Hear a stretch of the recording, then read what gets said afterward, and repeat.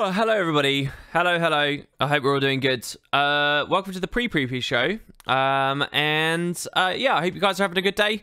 I don't really have much to say. I've got some soup here I'm going to be enjoying and wolfing down, and then we're going to jump into the stream. So more generally, I think today, like what we did yesterday, but hopefully we'll have some other cool stories and fun things going on. I've actually done quite a lot in the last 24 hours. That should be fun to share. Again, I don't really know who's around right now. It's nice to see that dad guy and dead zealots, and so on. So yeah, I'll see you guys very shortly. Go get your coffee, go get your fun stuff, and whatever most is something you'll enjoy doing, I guess. I'm a bit sad because I know that it's really bright and sunny out right now, and it feels really good, but it's got to that time of year where the sun sets during the streams now, so it like feels really good. It feels like afternoon. It's 10 to 5 at the moment, but it feels like really nice. And it's sad to know it won't just be like twilight. It will be pitch black by the time I'm done with this stream. It feels a bit weird. I kind of want to enjoy the sun a bit more. I don't know. Anyway, that's a boring fucking anecdote. I'll see you guys in a second. And there won't be any Coldplay music this time. We'll actually just have a good normal intro. See you guys soon.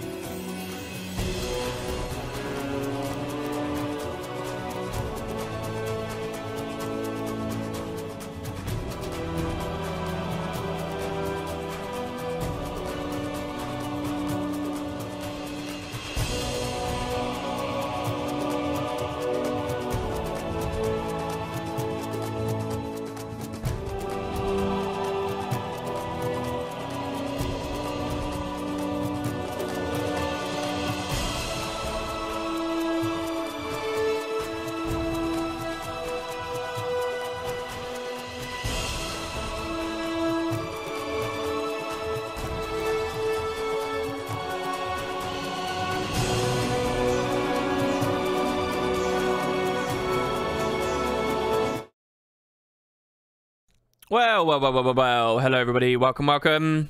It's 5. I've just wolfed down some tomato soup, which is the king soup, I will add. There is no such thing as a better soup than tomato. And yeah, hello, everybody. How's it going? Someone, I think from, was it Patreon or Discord, said, oh, I'll be at the stream later, and they made it. I do see you there, so hello. It's good to see that you did make it. Smitsky says, I can watch again. Shame on Mondays. I am still at work when you stream. Oh, that really sucks, but hey, it's good to see you, Smitsky. Cereal is my favorite morning soup. Cereal? I don't know about that. I don't know. Tomato is good, especially with grilled cheese. Yeah, that's like a weird thing that I never knew was a thing until quite recently, but that's an American, like... So as American as apple pie, isn't it? That's like what you guys do. You have cheese on toast with tomato soup. I get it. It sounds all right. It does sound pretty good. But yeah. Green pea soup is best with bacon and sausage. Oh, I don't know about bacon and sausage, but I do like pea soup with ham and green pea and ham soup, I think is good. That's an all right flavor.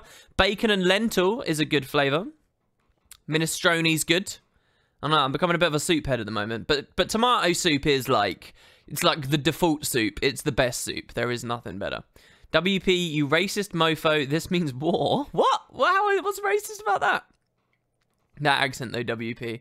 What? It sounds exactly like it. Talking about the best soup, definitely pumpkin. I don't think I've ever had pumpkin, so yeah. Oh, you just grate cheese directly into it. Da foom foom, my man. Listen, there's nothing quite like grating cheese into a dish. Oh, yeah. German pancake soup is awesome. German pancake. That's very weird and specific. Is that a grilled Joko potato? No, it's a Balthazar potato. We haven't actually changed that for a while, but it is an exciting one. Just so that people know, these are fan-submitted, and I'd love to have more. Nobody's really done one of those for a while. You love nettles soup. I've also not had that, but yeah, I hear that a great many times. But yeah, so I hope we're all doing good. Hello, B-Boy. I just saw you sent me a message. Flaganti wants some seriously big dick giveaways today, and I trust him. Ooh, what is this? Why? Okay. I just spent 3 hours writing down the dialogues for the plague quest given by Scholar Choga in the Astrolarium in Guild Wars Nightfall. For the small story I'm writing on the Scarab Plague. I'm going to put into my advertisement for the stream that apparently we're doing big giveaways, by the way. So don't let me down now, people. Come on. How is that title too long? Let's do it that way. All right, perfect. So yeah, I hope you guys have everyone had a good day. Lots has been going on my end. So the GMs had been encouraging me and some community members have been encouraging me. You know how we do this big thing with Discord and we're like quite centered on Discord at the moment? I mean, we've got a room for the Twitch competing app, but we don't really use that right now. But so Discord apparently do like a partner program thing. I didn't know about this. But yeah, so like you can partner with them and they'll give you like a hoodie and they'll give you like special badges for your server and they'll give you, what's some of the other perks? Apparently if you're like a really big guy, they even pay you. Which I doubt I'm anywhere near. In fact, I know I'm not anywhere near. But anyway, so I looked into it because people have been telling me, and we are about where we need to be to do that. We're actually slightly less than average, I think. Let me see. So let's get some nerdy numbers for you guys. Let's see. Discord partner. So yeah, Discord partners. Become a partner and... blah, blah, blah, blah, blah. Our average partners, where have they got it? They've got, okay, so the typical Discord partner has 17,000 Twitch followers. And I have on Twitch, let's see, where can I see how many followers I have? We have 30,001. Ha! So we've slammed that. The average partner is like half the size of us. So good job, guys. 30,001 of you. Badass. I never even ask for followers. I do not deserve 30,000 followers. That's actually insane. If I compare that to YouTube, Jesus. It's pretty interesting. They have, on average, 156,000 YouTube subs. which we're lower than. We're only at 128,000, and I get YouTube subs very slowly these days because we're kind of like we're Mr. Guild Wars now, right? So it's Guild Wars 2 does well and I do well, or that's it, right? So really, we hit saturation there a while ago. But anyway, so we're slightly lower than average. Feels bad, man. Makes me realize I'm nothing special. Nobody wants to be faced with that. We all have to at some point. Feels bad, man. We're slightly lower than average there. They also say that average YouTube views are 27,000 per video. Now, my YouTube analytics are actually lower than that, but you have to consider the first 1,000 videos I did or something were all like LP videos that no one really watched anyway. So I think that lowers my averages quite a lot. Contemporary videos are somewhere in that ballpark. Discord server size. So this is what's crazy. To become a Discord partner, the average size of these people's actual servers is only 157 members big. 157? What is this? That's like low. All right. Now let me just not even humble brag. We're just going to straight up brag here. Okay. Our Discord server has 4,109 people in it. All right. Now I could prune those, but I don't see why. All right. So we got a lot of people. So we were like completely destroying that. And then last of all, Twitter followers. So this really isn't about you guys so much, but Twitter followers, their average Twitter followers have 18,656. I have 16,000 Twitter followers. So again, slightly below average. So I'm not really, you know, but I'm quite proud though that doing just Guild Wars videos, I can go blow for blow with, you know, some of these other people. So anyway, so yeah, generally speaking, I'm on track with the averages. Twitch, we actually smash it. I don't know what's going on. I'm not a good streamer. I don't stream very many hours. I don't know what's going on, but look at you guys. Twitch is apparently actually, you know, way ahead of the curve. So good on you guys there. So yeah, anyway, I thought I'd sign up to it. Spent some time today doing that. Sad thing about that though is the application forms and stuff are broken. I tried on 2 different PCs and across 2 different internet browsers on both PCs. Didn't work, and then I got sick of entering my 2-factor authentication in on all these different websites a million times. So I was like, screw it, and I just sent I sent them an email. So hopefully we'll get a response. But yeah, apparently when we do that, our server will become like a boss server, and it will like have this extra thing and whatever. I don't know. I'm sure that Twitch will eventually start, like in Amazon owning Twitch, will start trying to muscle in on that space. And we know that they've built their own thing to sort of compete with Discord. And I guess we'll see how all of that goes in the future. But for now, yeah, I'm pretty excited about it. So yeah, that was something that was going on. You normally have about half the viewers of Dodger, one of the most popular streamers. Yeah, I don't really, to be honest with you, I used to spend a lot of time with a lot of penis envy and a lot of like, I don't know, jealousy and so on. I think any human that says they're not jealous in some respect with their work is probably lying. I used to spend a lot of time obsessing over that stuff, but I sort of realized with what I do these days, you know, I care about Guild Wars at the moment and the Guild Wars scene, and you guys as a part of Guild Wars mostly. So like, what's the point in me comparing myself to, you know, GTA YouTubers and stuff? It's irrelevant, you know.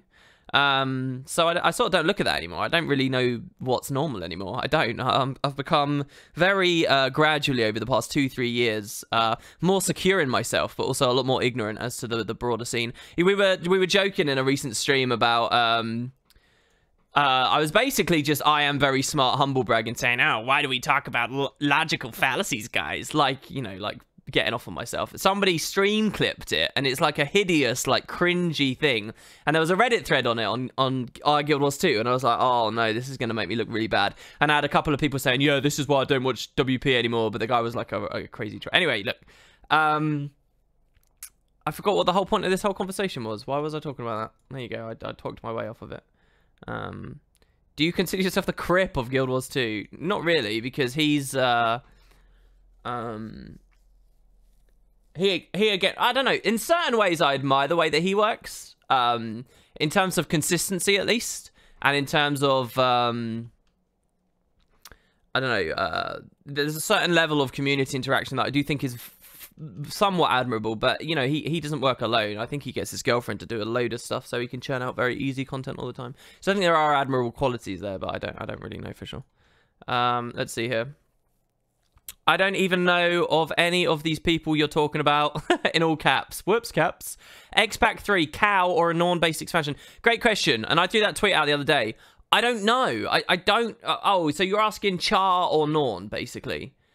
I mean, I'm always going to be more excited about a Char expansion than a Norn expansion, but I really think that the Norn do deserve one.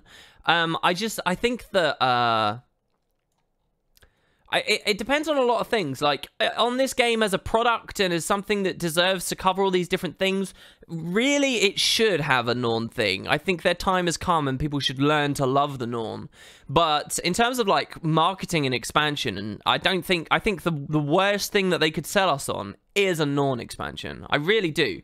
I think that would cause so little enthusiasm in broader gaming circles. It would have to be tied with... Like this was kind of a human-y expansion, but you'll notice that the way it was marketed and talked about and stuff, they don't focus on that. What they actually focus on is, oh, guys, we get to fight a god. Oh, my God. And, like, any random RPG gamer could enjoy and understand the idea of fighting a god, right? So I think that if they were going to do a Norn expansion, it would have to be... You know, in terms of how we market and think of what it actually revolves around, it has to be... something that is understandable to those outside markets.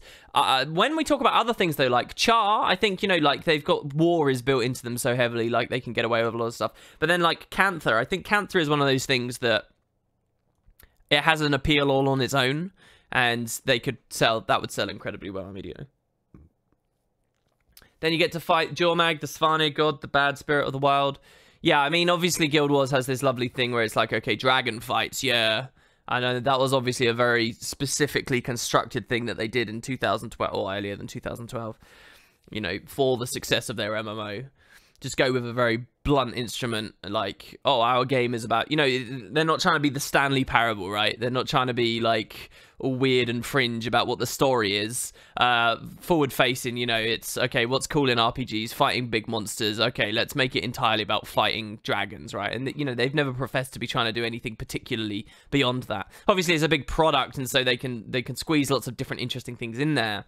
But, you know, on a basic level, that's what Guild Wars is about. It's about fighting dragons, and that keeps it open to people on the outside.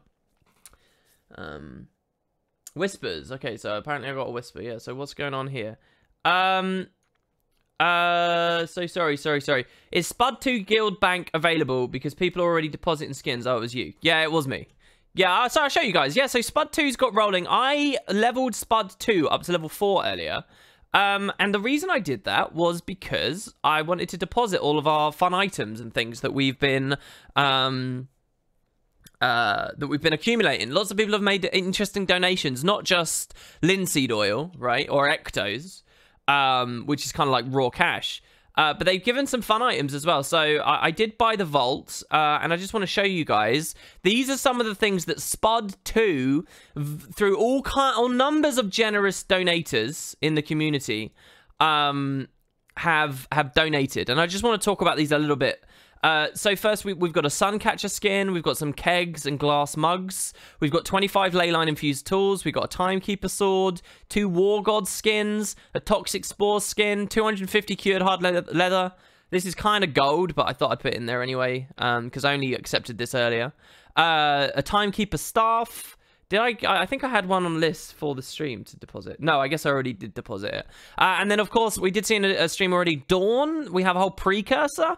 And then also, this was pretty fucking crazy as well, the Lotus Harvesting node, which is also pretty extreme. So there's a lot going on here. And I guess we'll decide how we're going to give those away. But all reasons to be excited if you're a member of Spud 2. And I know it's a bit boring to keep talking about that in streams and stuff. But yeah, it's exciting. And we currently have 477 members. So we're right near cap now. We're right near cap.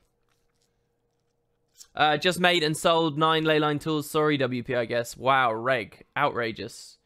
You mainly ask for what region would be story-wise more natural. Cow with Char homelands and their Kralkatoric focus. More of the dragons or going more Norn and more Shiver Peaks.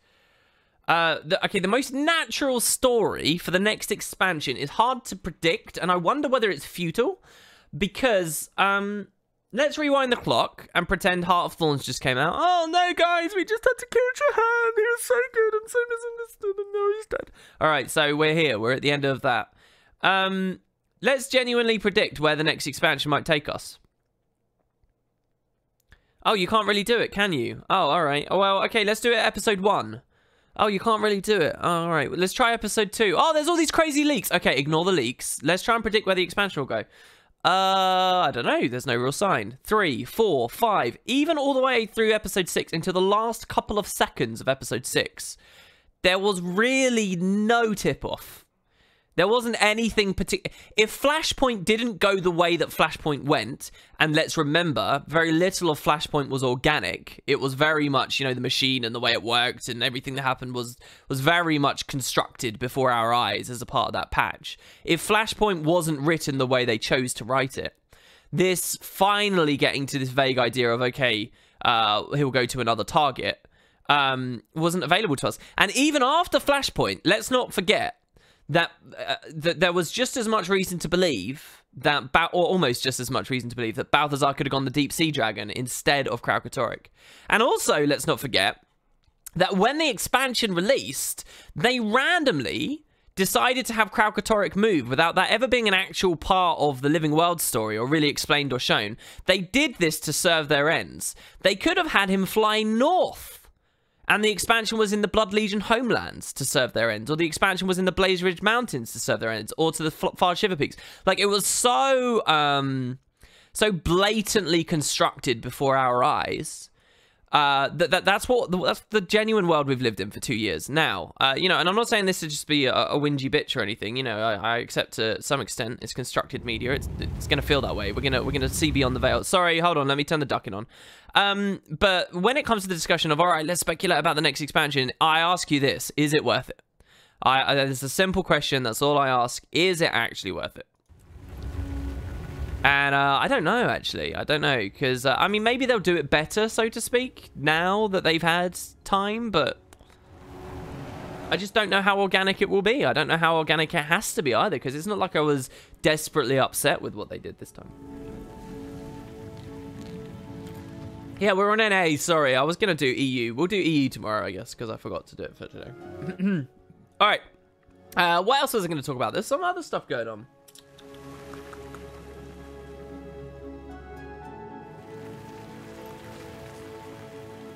I don't really remember. There was something else that was cool that I was doing over the last 24 hours. And I don't really remember what it was. I don't know if it's worth it, but it certainly is fun. Yeah, I mean, that's almost death for me to say, right? Oh, speculation isn't worth it, guys. Yes, it's fun. So anyway, all right. I won't be a boring ninny-nan-nance. We will go by what we know right now. Living World Season 3 corner, I think, is fairly obvious. Sorry, Living World Season 4 corner. I think continuing the fight south towards Cantha it works, is predictable, could go somewhere. I also think, yeah, if the next expansion we're finally... Because, listen, something happened in Path of Fire that I've seen some criticism over, and it's so unfair, and I don't think it's worthwhile criticism. People saying that the spear was, like, a waste of time. So if you guys don't know, in Edge of Destiny, they set up that there was this spear that could fight Kralkatorrik. And we hadn't heard anything about it in Guild Wars 2. It had seemed forgotten. In this expansion, the devs said, no, we remember it. They reintroduced it to the player base. And they immediately have us, the commander and co, decide to destroy the spear. That it's too dangerous to let it fall into Balthazar's hand. So we just break it. And it's very... blunt, that moment in the story. You know, there's no boss fight, there's no spirit of the spear that attacks us or whatever BS could have happened. We just break the spear. And it's like, well, this was a waste. Why did they do this? Blah, blah, blah. And I could not disagree more with people who have that perspective. Because to me, what really shines from that is they had us break it ourselves. It wasn't a cinematic. It wasn't, you know, a character walked up and pressed F and we didn't even do that. It's not like we even pressed F. We physically DPS'd it till it broke. And easily, but we did that. And the sign that it really means something is... Ritlock afterwards. Ritlock saying, I'm going on record as saying, this was a bad idea, right? That is Chekhov's gun. That is something that will be returned to that Rytlock will be validated in that opinion in the future. Whatever's happening, there's another beautiful foreshadow that happens very early in the story. I guess I'm going to say all of this again in videos later. But early in the story, you get a decision to what do you do with Amnoon? These guys are saying, here's the pros to this, here's the cons to this, here's the pros to this. Rytlock chimes in, and he says, if history's taught me anything, it's that short-term solutions lead to long-term problems. Short-term gains lead to long-term problems. He says that, and he's foreshadowing the end of the expansion, right? He's saying the short-term problem, shit, Balthazar, is resolved. The long-term problem, that Kralkatorrik just got supercharged, that's a problem now. That's more of an issue. And so you can see that then makes us look even more criminally back at our actions with the spear early in the story. So I think that all these things, this plot point that they've set up, right? It's not bad writing because the resolution hasn't occurred yet. It's a lot like what happened with Livia, in my opinion. It's not done yet. They're just beginning it. And so I believe that what we're probably on track for is Kralkatorrik's going to go a bit mental, and we're going to be pussyfooting around it quite a bit, as much as we can. But it's going to reach boiling point. Excuse that terminology after it was punned the hell out of in Season 3. And we will have to act upon it. And I believe that the next expansion could still be a Kralkatorrik-based thing. Combine that with the devs saying we've definitely not seen the last of Zoja, and I believe Zoja does have some kind of emotional resolution in being involved in that story. I think that all of these things go together to say, all right, Kralkatorrik could still sort of be a big thing next expansion, and then that therefore to say is to say that the next expansion could well, here we go, this is the end of the story finally, the next expansion could well, if it's going to lean on a race, lean on the Char. Thank you, there you go. Whew. I almost lost my way there. I almost forgot what the whole point of that was, but it was to explain the Char thing. How do you think the future of Guild Wars 2 will make the Elder Dragons more exciting? This time they made Kralkatorrik exciting because he was being hunted by God. God, the scrolling. But they can't keep repeating that storyline. Yeah, I don't know. I think we will return to the fight. I do think we'll return to the fight. It's just how exactly they'll orchestrate it is what you want to keep your eyes on now. RTX777 says, I like that prediction. I mean, it's a bit weird. It's something I find I often do now. In my discussions of story, I find my speculation and my enthusiasm and my predictiveness, I guess, which really isn't what it's all about, I would say. But I find that I ground much more my opinions in understanding that there's a writing team involved and that this is a product and that this is constructed media rather than in-universe belief and understanding. And I wonder whether that's wrong of me. I also wonder where that comes from. I wonder if that's a sign on some level that I've been continuously disappointed by the devs not taking the most interesting angle as I see it. And, you know, Path of Fire is guilty of that as well. I read an extremely ranty thread on the official forums. I decided to, for the first time in a long time, look at the official forums. I read an extremely ranty thread from someone I think who used to watch the videos, but sort of seems to have, I don't know, spiraled into a bit of a snobby, arrogant place, which I think the official forums can kind of do to you. You know, they had all these complaints about Guild Wars Path of Fire, and that, you know, they weren't sure whether it was going to be any good, and it was overly aggressive, and it wasn't very logical in a lot of places, and it was too emotive and so on. But they had some good points, and I do very much agree with a lot of how Balthazar has been handled in this expansion. I do think, I described this on yesterday's stream, all right, and I would describe it as a fear from the writing stuff, a fear to genuinely push things. Like, nothing fundamentally really changed, and I think that's the problem, right? Like, they gave us a little bit more explanation as to why the gods haven't been responding to people, and a suggestion that maybe it's because they're in another world now, but they didn't... I don't know, I want to see them have the balls, you know? In a lot of areas of ArenaNet, I want to see that as well. You know, I've talked about the balance team. I want to see, you know, put some more in their sack, let's say. So, yeah. Is that a Balthazar potato? It is indeed. It looks very good. All right, let's play the game. What am I doing? I'm on my Ellie today, and I'm going to be playing the crazy Soothing Power healing build because I think that that will go a long way. So I just squatted up. If you guys... Is that right? Squatted up? Anyway, I just squat up. Yeah, it's definitely squatted, isn't it? Why does squadded sound so weird to me? You guys can join by typing /squad_join space LYS. And in the meantime, I've got a whisper from one of the GMs.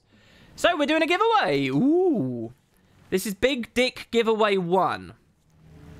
So we're going to give a War God skin, a two-handed War God skin. The War God's Great Sword, guys. And what this is going to be a keyword giveaway. All you have to do is type something in chat.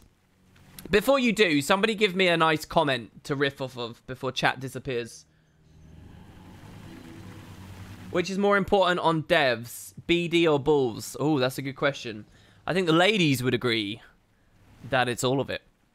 Do you think they gotta save Cantha for a big comeback if something goes sour? Similar to how WoW revisited the idea of their first expansion for the most recent one. That's an odd perspective, really, isn't it? To have something good and save it for a rainy day, anticipating that you're going to tick off your audience? Is that like... I don't know whether I'd ever be an advocate for that. That's interesting. I mean, I would say no. I would say tell the story you're passionate about and everything else should be damned. And I believe just for a creative person's own mental well-being, that should always be true. But that's interesting. That's curious, man. So anyway, yeah, sub giveaway.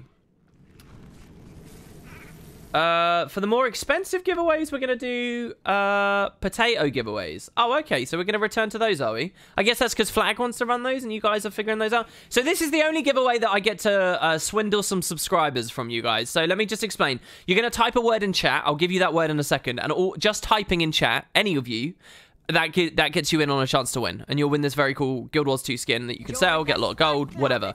The thing with this is, though, that you will get 10 times the chance to win if you are subscribed to me on Twitch. So if you're new to Twitch, that's just a thing where generally you give $5 to Twitch. They give a bit of it to me. And so that goes in my pocket and that helps to support me. And in exchange, you get like a cool badge and you get special potato emotes that I've designed and you get around chat filters and all kinds of stuff like that. So if you come to a lot of streams, that's cool. I have no doubt that a lot of you guys won't want to give $5 to Twitch just for a 10 times chance to win a giveaway on a random Guild Wars 2 stream if you don't do it much. The one thing to consider, though, is you can actually sub for free. It doesn't even cost you anything. You can do it for free if you have Amazon Prime. So if any of you guys have Amazon Prime, because Amazon now owns Twitch, you can for free sub to me. And that still monetarily helps me. And you still get the luck. And you still get the badges and all that stuff. So it's just really cool. And to do it, it takes like 2 seconds. There's a button you click just under the stream, and you just go from there. There will be plenty of time to do that and get in on your 10 times luck on this skin giveaway. So there you go. That's my whole spiel on it. And anybody who does sub, you're a legend. You'll get your name on screen and all that cool stuff. And thanks very much, guys. So you go, Prime Train Choo Choo. I hope some people join from Prime. Usually when we do this, some people do. And that's really cool. Just remember, it's free. It's just literally a couple of clicks. It doesn't even turn the stream off to do it, right? So if you're concerned about alt-tabbing and stuff, it doesn't even worry. Oh, it's Xavier. Dude, nice. Hi. That's really cool, man. How's work? That's probably something for a private conversation later, isn't it? Anyway, so the keywords, all that said, to enter the giveaway, the keyword, all you have to do is type Lissa. Lissa. That's all you're doing. Lyssa. And anybody who was subbed at the same time gets 10 times luck. The potato thing we can do later, so don't worry about that, guys. Don't worry about that. All right, let's go into the Elan Riverlands. Thanks, you got a Silly Billy. I like that name, man.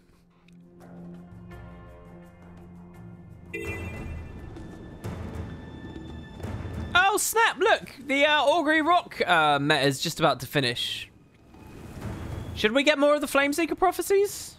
I kind of wanted to get some bounties.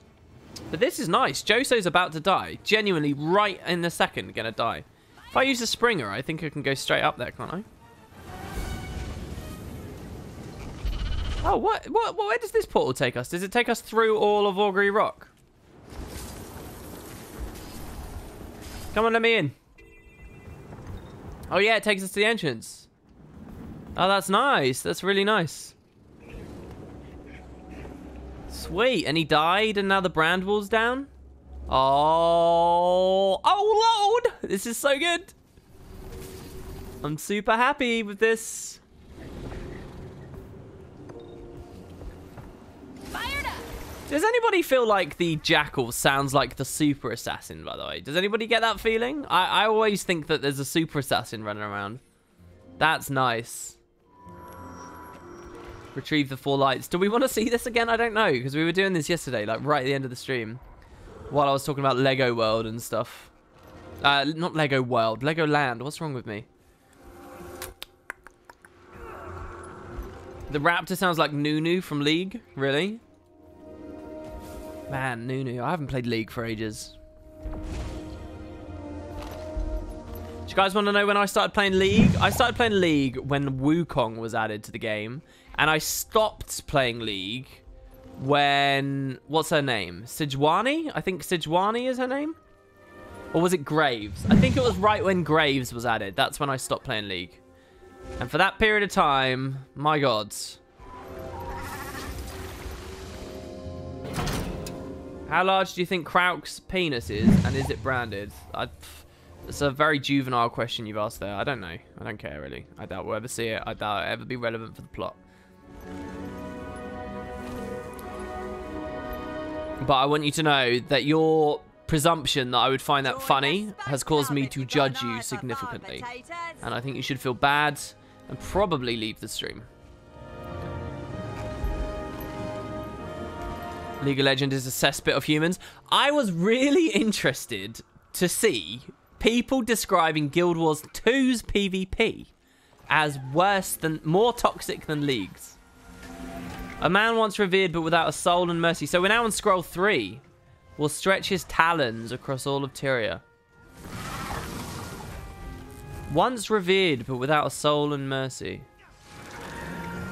For those who seek audience with the gods must succeed or all will be changed. Oh, this must be what Vizier Kilbron was referencing when he told us to come here. That's interesting. Oh man, I don't know. I'm not in the zone right now to read all of those. I kind of want to keep going because the achievement would be exciting to see. But I'm kind of not in the zone. Let's just do some bounties first, and let's just chit-chat about things. And maybe when this resets, we'll go again. Where is some bounties? South, maybe? Oh, yeah, I see where we're going. Yeah, there was another funny message as well that I got on YouTube. So, generally speaking, would you guys agree that people say the Guild Wars 2 community is very friendly and nice, and, like, we get a lot of messages and, like, public posts about how wonderful everyone's been? Have you guys would agree with that, right? That's not me being crazy, and that's not me trying to be snobby and stuff. Generally speaking, I'm a bit is nihilistic the right word here? I don't think there's anything special about Guild Wars. I don't, as far as communities are concerned. I think it's designed in some ways that encourage nicer behavior and eliminates conflict. But the actual people playing, I don't think are that different. I also don't think there's very much of a difference between EU and NA. I think at the end of the day, we're all nerds that like to play MMOs and have been drawn to them and have certain amounts of leisure time and so forth. And we're all very similar. And like, I tend to like, I don't appreciate differences in subsets of people that much. Probably not as much as I should. Anyway, so on the whole, though, we do get a lot of that on Guild Wars, don't we? So I had a message on YouTube that was totally to the contrary of this. So let's have a look. When a branded Hydra gets fired up like later, you know you're in for a fight. Community messages. So listen to this. I will keep the person who sent this message and not anonymous. It was 3 days ago this came in. And what do you guys think of this? Because and this is not a judgment of this person's comment. I just find it interesting that, like, on the one hand, I can have this impression that this community is supposed to be all fun and friendly and stuff. So we were talking about toxicity in PvP and League and stuff, right? So listen to this. Anonymous writes, "Hello, good sir. I want to write you a message and give you the viewpoint of someone who is newish to Guild Wars 2, but who is also new to gaming in general. Not counting a text-based game and Mario Kart, I started gaming in February of this year. Guild Wars 2 in late May. So let's be clear, the person that this message is coming from is quite a unique individual, I would say. I mean, holy shit. Started gaming in late May? I actually could not define a single point in my entire life where I'd say I started gaming. This person apparently can. They say to me this. They say, I wanted to address something you touch on in your videos, and that was the lack of friendships being made in Guild Wars 2. So this is in response to when I talked about the social downsides of Path of Fire. He says, you've given a few reasons for it, but I think you should know, from my perspective, the problem is with the players, not the game. When I first started exploring outside of the main maps, I asked in Lion's Arch chat how you would find a group for dungeons. Someone replied with, look in LFG. So I asked, what is LFG? And the response was, you fucking noob, and that was the end of it. When I asked a mentor about stats for armor, I was told to Google it. In my old text-based game, mentors taught people about the game. The only friends I've made have been 3 people who felt bad for me and decided to help teach me everything, including things like CC and options within the game. I was of the opinion I would get tons of help within the game because it was an MMO. Instead, what I get is watch a video. And when I find a video, it's a few years old and the information is out of date then. And when I use the advice given to me in the video and do it wrong, I get, oh my god, you're a fucking idiot type comments.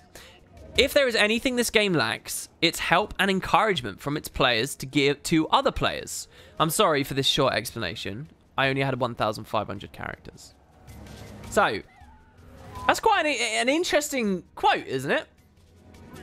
Like, I mean, I fundamentally disagree with it on a lot of levels. Like, a lot of levels. Even just, like, top level where they say it's the community's fault, not the game's fault. You know, I had, to varying extents, a couple of different people saying similar things like that to me. We'll start a bounty while we talk here. And, you know, I doubt you, like people saying it's not the game's responsibility, WP, it's people's responsibility. And I don't actually believe that. I think that left to their own devices without moderation and without systems and, what's it called? I learned this really awesome term. Like, limiting people's selections and choices. I think without that, not just in video games, but in general, people turn into mobs and idiots, and you need that. You need to be actually quite fierce with it. And I think that that's one of Guild Wars 2's legacies as an MMO, actually, its ability to do that. That term I'm talking about, by the way, it's so interesting. I was reading about... I mean, I don't want to drag the stream down too much, but I was reading a lot about the Vegas shooting, right? And I was reading about, you know, the gun control debate came up and so forth. And, you know, I don't really bring this into the whole wooden potatoes side of my life too much. But, you know, I've got some quite strong opinions on different things. And I tried to read different stuff. But I was reading this thing people were talking about on one of the Reddit threads about it. Someone was talking about something that happened in the UK. It's not actually to do with gun control. But they were talking about, apparently, in the UK... we used to have tons of suicides based on paracetamol overdoses. And to tackle that, what the UK did was they stopped selling paracetamol in bottles and they limited the only way to get it from blister packs. And just by doing that, suicide rates plummeted in the UK. And not just like paracetamol-based suicides. Suicides across the board dropped, right? And it's this certain term, maybe someone in chat knows it, but it's this idea of limiting selection of consumers and what they can choose to do, and like giving them an impression of a default state that doesn't have to be a default state. So paracetamol now, the default state of paracetamol, if people think of it, is a blister pack, and they don't sort of question that, oh, we used to get it in bottles that we could just fucking chug if we wanted. And you know, doing that, there's like a psychological aspect there to the way you can present a product to someone that can have incredibly profound impact on their consumption of it. Yeah? Hopefully what I just said there wasn't too redundant. Anyway, so, and I believe in that in games as well. So back to Guild Wars 2, I believe in that. I believe that, you know, the fact that we can't kill still, right? That promotes a better community, and it's not because the people in Guild Wars are better and it's the people's responsibility. It's Guild Wars' responsibility to do that. That is why it's had some success where it's had it, and that's why it won't have success in other areas. And so, you know, we come back to this comment here. where this person's saying, oh no, it's the community's fault, it's not necessarily the games. I don't know whether I agree. And when we come to like the guild mission discussion as well, you know, I feel the same way. It's the game's job to put meaningful, rewarding guild content in there. It's not good enough to just say, oh no, guild members in Guild Wars 2 are lazy. And, you know, all these communities fall apart just because of laziness and because people aren't friendly enough and there's not, like, a strong enough sense of camaraderie. You can't square the blame on the public all the time. I don't think you can. I think that it's ArenaNet's job to expand on systems that they built for guild stuff, especially when you can see the potential that's there. So anyway, that's my opinion. But this person obviously is coming at it from a different angle. I'm just curious what you guys in chat think. And I've spent so long rambling there that I don't even know what any response to any of this has been. So let's see.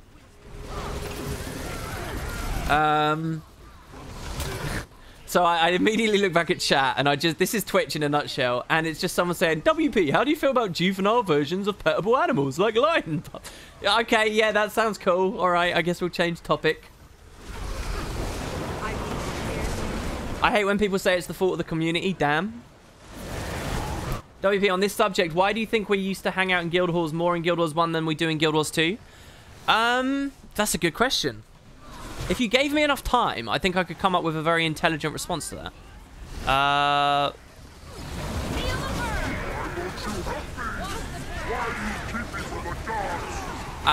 Some people will blame accessibility of services. I don't know, like, oh, there's not a TP there and stuff. I don't know whether that's necessarily true. You know, I have a bit of a cynical approach to this, maybe, or one that favors Guild Wars 2 more than Guild Wars 1. I only remember spending a lot of time in Guild Wars 1 guild halls when I didn't have much to do anymore. I also think probably a lot of the time I remember spending time in Guild Wars 1 at halls was because I was doing it to group up with people. Like, we'd all go there and then we'd ferry instantly into Ergos or something. And I kind of think, oh, did I get a warp blade thing? Oh, no, no, no. Oh, what is this? I've already done all of the Ellen Riverlands? Oh no, just complete one bounty from each board. That's weird. Has that been on every map? So I think maybe it's that. I mean, maybe it's just, it's the way the content was structured and how much there was. And I actually think that, you know, so it might just be because Guild Wars 2's got a lot more going on all the time. I always felt that Guild Halls weren't a great fit for this game. Leroy Game says the Destiny community is far worse. Yeah, but here's the essence of the discussion. Do you believe that the Destiny community is worse because the people that like Destiny are worse people, or do you think it's because of the way that Destiny is structured, right? I also think age of community is a very, very important thing to look at, and I generally believe that the older a community gets, the worse it gets. There's more opportunity for people to lose their grounding, forget positives, fixate on negatives. There's more time for people to develop particularly contrasting opinions that can then get quite vitriolic when one is catered to and the other is not. You see that examples of that on my streams all the time, right? So yeah, I think that there's something to do with that as well, for sure. Oh, I don't know why I came back to Augury Rock. I'm sorry. I'm so commonly coming to Augury Rock. I'm a dipshit. I'm sorry, guys. The first rule of this community, don't listen to LA map chat. Really? Is that a rule? I've never been particularly misled. But to be honest with you, I'm not a social player anymore. I'm not. I probably come across as a social player because I do stuff like this and you know what my job is. But I have to be honest, I play with a selection of people, a small selection of people. I very rarely am in map chat. You know, I would say it's reasonably uncommon for me to even type in guild chat. And I type in guild chat about 10 times more frequently than I do map chat. Seriously. Sometimes I'll type in local. But, you know, like, it's an effort for me. I don't really spend that time. You know, there's a big thing in Guild Wars 2 as well. Like, the more active the combat is and the more it demands of people moment to moment, the more social aspects of this game will suffer. And I believe that as well. Like, in RuneScape, at any moment, like, I'm fishing for lobbies or whatever, how easy is it to type to people around me? Guild Wars 2, let's take a random event I might happen to be doing. Like, right now, literally, I'm playing this. Now I can type, I can use my mouth, right, and speak to you. But it's not particularly comfortable for me to go...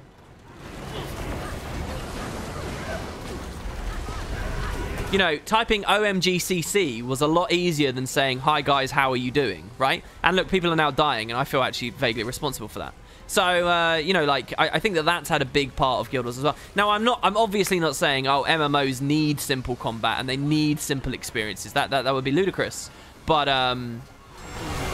you know, to deny that there's kind of an association there, I think would be wrong. I'm going to go out on a whim and say that's way too loud, so I'm going to turn that down right there. Am I the only one getting super irritated by the mic BG noise? Can you change the mic settings, longer timeout for the quiet background, or slow down the volume? Well, I've just lowered the volume, so there you go. Passive aggression there. He did not want you to CC. I actually just I don't even know whether this guy needs CCing. This is the first time I've ever fought this dude, so. Look at these green numbers. I just want to show you. I really want friggin' the devs to post better healing stuff so that Arc can show like healing contribution and things. And that, you know, heals per second, because BGDM did it, but I think it's supposed to be not compliant or whatever, so. And it's a shame, because I'd love to see it. Reses and everything else all told, this is just like so juicy. I just want a bar that shows me how much I'm doing so I can compare encounter to encounter, just like if we had the DPS meter running right now. Got any tips for new YouTube creators? Yes. Be consistent. I'm sorry, but that is everything. You need to be consistent. It's the hardest thing in the world to do, but you have to. You can't just quit. You can't just stop. The thing that separates good YouTubers from bad ones is not, in my opinion, particular intelligence or editing finesse or script writing ability or metadata. What's the word? Being good with metadata. It's none of those things. They all help. But what is actually important is that you become an important part of someone's life. And to do that, you need to be regularly in their life. So you need to be like there consistently, again and again and again and again, when they can expect you to be. And I'm not saying I'm a master of that, but I think that that is absolutely, that's number one. That's always been number one. I got the target.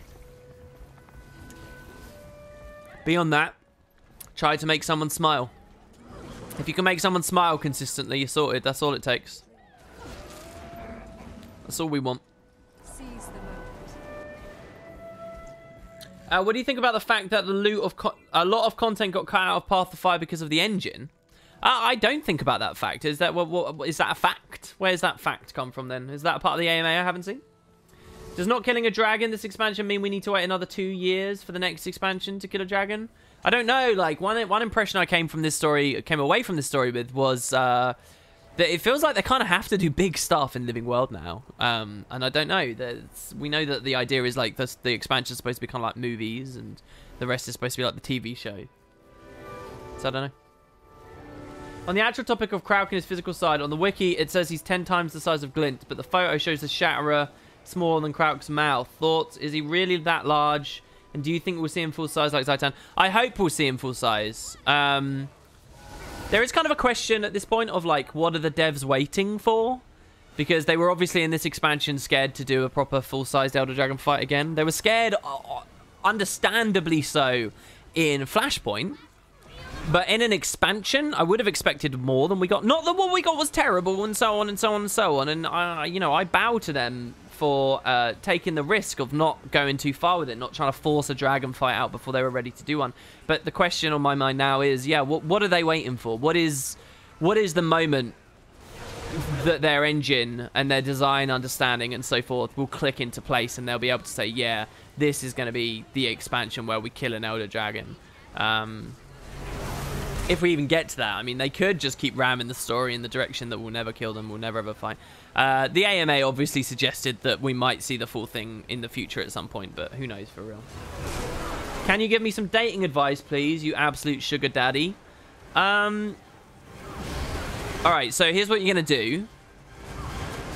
You are... when you've scored your date, your first date, okay, you're going to go to the lovely lady, and you're going to wear something like as middle of the road as possible. I know this sounds terrible, right? But when you're going to leave it open as to what you do together, and you're going to see what she chooses to dress like for the date, okay? And in doing this, if she's dressed like really formal and really, you know, smart, you know to take her to a very formal, smart restaurant, or like to go see a play or something. If she's dressed really casually, maybe you want to go bowling. If she's not dressed at all, skip the date and go straight to the bedroom. No, I don't know. Dating advice. Rage at maximum. I've never in my life really dated. Like, I've never had that weird situation of not knowing someone, but going out socially to see whether there might be something romantic later. Anyone I've ever been romantically involved in has sort of evolved from, you know, it's not like I just don't understand that side of the world. You know, that kind of side of the world you get from like Sex in the City and Friends and stuff. I don't know. I don't know if it's more of an American construct than it is here in the UK. And I'm not saying people don't date in the UK, but personally in my life so far, I've never dated. I'm sure when I'm like 40, and if I'm totally alone at 40, I might end up being in a situation where it's like, okay, the dating scene is something I'll look at. God, that sounds horrible. It's like only people who are 40 date. You guys know what I mean. How would you feel if we never killed another dragon? I can see ways that they would justifiably make it good. I would declare it a bit of a disappointment, but I never picked up Guild Wars 2 because I wanted it to be Shadow of the Colossus. So the idea that we'll miss out on these titanic fights with the Elder Dragons themselves, you know, if they have to cut away from it in the end, then they can cut away from it. You know, I'm not particularly held to it. More stuff in the ballpark of Shatterer and Jormag and whatever, I think is enough for me. But that kind of spectacle fighting thing is really what we're talking about. The God of War element. I don't really play Guild Wars for that. And I'm not looking for an RPG to give that experience to me right now. So I don't think I'd be too sad.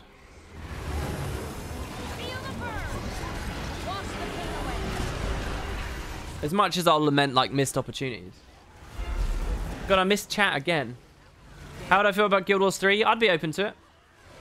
Armor enhanced. I mean, there's two levels. As a fan, I mean, I don't know. One of the most fascinating things for me to think about these days is, like, where's Guild Wars going? I caught myself in the AMA video yesterday, right? Connie, who had all these such good responses, like, fucking Jesus, what a legend. What an absolute bouse, right? But she had all these great responses. One of them was about how the library was actually going to be the Hall of Heroes. And I mentioned in my video about the AMA, and I very much believe this, that it's great that they didn't do the Hall of Heroes in the end, even though it was for, like, technical reasons and stuff, as she explained. I actually really like the idea that they could use that later as a big story beat. And I also mentioned in the AMA video the idea that they can bring all of the characters together, like Marvel Cinematic Universe Avengers style, in one big moment for an like an epic story beat. If we can ever, I said, if we can ever imagine like a climax for Guild Wars 2 in its entirety, right? Like, this was something I said. You know, I think about it a lot. What would that be? Is there an end point? What is that end point? And I've always believed that the realm of Guild Wars 2 is the realm of the Elder Dragon fight. But does that mean they're just going to keep putting it off again and again and again? Is it going to be like Walking Dead, eventually revealing that they're going to have 20 seasons and just want to go in perpetuity? What is the end point? Should there be one? So, like, there's different things going on here. As a fan, I think I'd be receptive to it. And for lots of reasons that go beyond the story as well. Like I don't think this is a good RPG.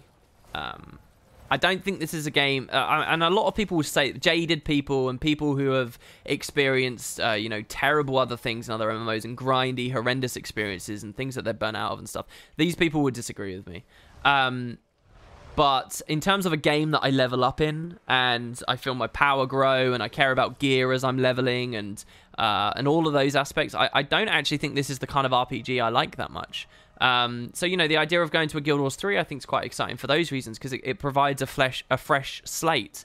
You know, there's other stuff like some people get really angry about silly things going into the gem store, like riding around on super clouds and stuff. And while I don't have any very strong opinions about that, I kind of get what they mean, that like the longer Guild Wars 2 goes, the more like opportunity it has to start looking ridiculous. There was some screenshot in a thread recently of Terra, I think it was, and everyone was in taxi cabs. Like they released a taxi cab mount, and you know, now that game just, you know, it looks like that.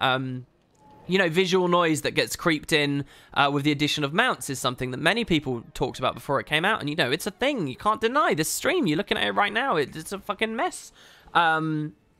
And then there's like gameplay stuff, like people flying around on griffins in Corteria maps and stuff. And at some point you have to wonder, is that the game that you want to play, or do you want to play? So just the longer the Guild Wars 2 exists, the more chance it does have to warp and twist away from what you originally fell in love with. And so maybe there is on some level it is exciting to have that, you know, line in the sand eventually and say, all right, there you go.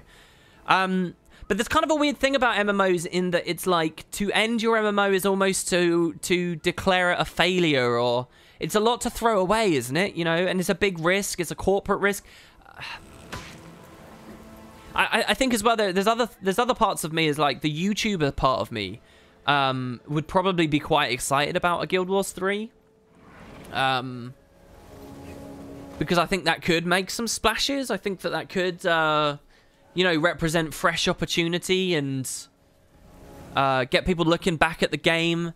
You know, like, I think, broadly speaking, those of us who are way too deep down the rabbit hole and have lost a lot of perspective and stuff aside, I think, broadly speaking, it is fair to call this a golden age of Guild Wars 2 at the moment. Like, I mean, really, with the and especially once we see Living World Season 4 just roll out and the new raid roll out all on schedule and stuff, I think that, you know, people are really gonna... They're going to appreciate that. They're going to truly understand that. And especially if the devs end up adding, like, build templates sometime soon and all these other things. So, you know, to end it in the heyday, like Guild Wars 1 did. One of the reasons Guild Wars 2 was so looked after was because they killed the Guild Wars 1. Like, in its... Well, maybe not in its heyday, because Nightfall sales had dropped majorly and they realized the business model didn't work and stuff. So there's all this other stuff going on. But anyway, like, I think that, you know, that there's a lot of carryover. People would have a lot of faith in it, a lot of trust in it.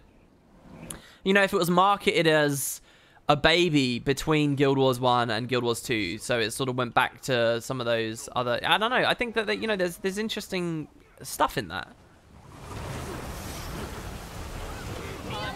I'd love to hear in chat right now, who believes in chat...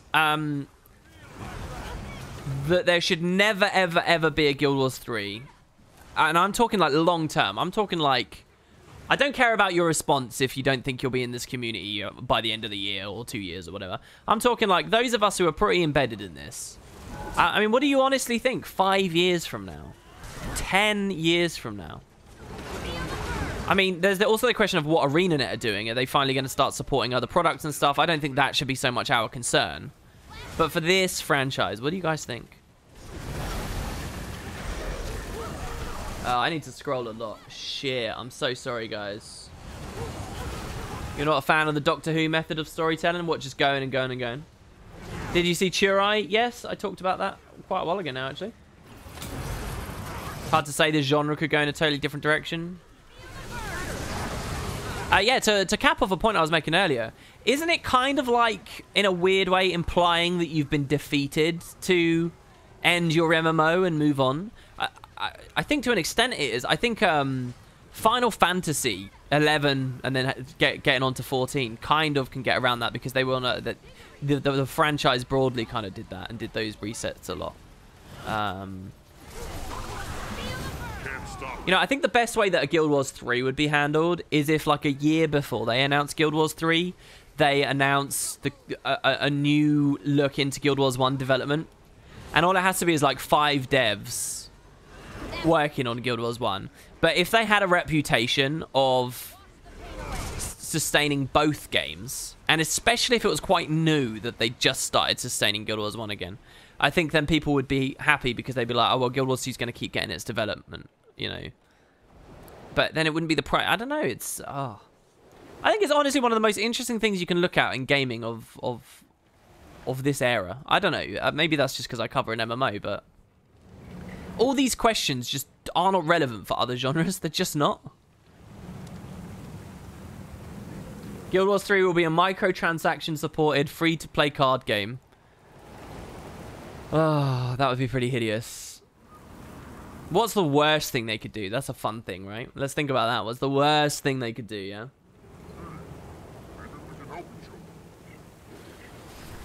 So Leroy Games says it creates a bad perspective from the outside. I'm not sure it does, though. Did the transition from 1 to 2 do that?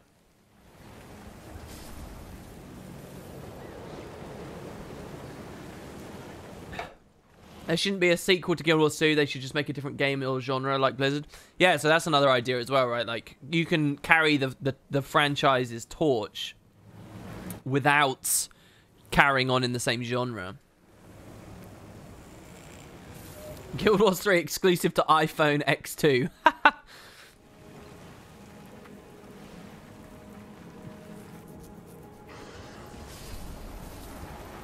Worst Guild Wars 3 side-scrolling platformer? I quite like side-scrolling platformers. What's wrong with platformers? I'd be down for that.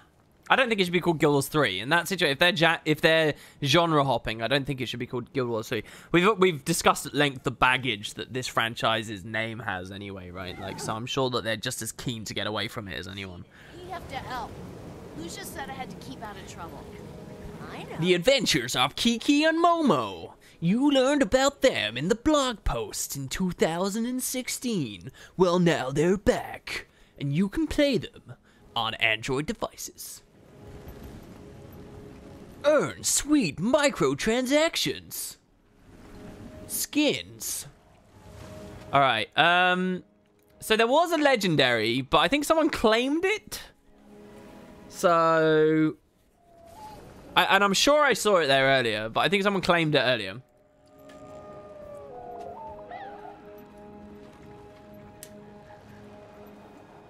Is Guild Wars 2 made by Vid Electrics? You want a Guild Wars 3 set 1,000 years before the Searing. So, I mean, that's in, what, like around the year 200? Whispers, okay, apparently we've got a good whisper going on. Big Dick giveaway number 2. Get ready, people. We are going to give away a Timekeeper Torch skin. It's going to be worth an okay amount of money.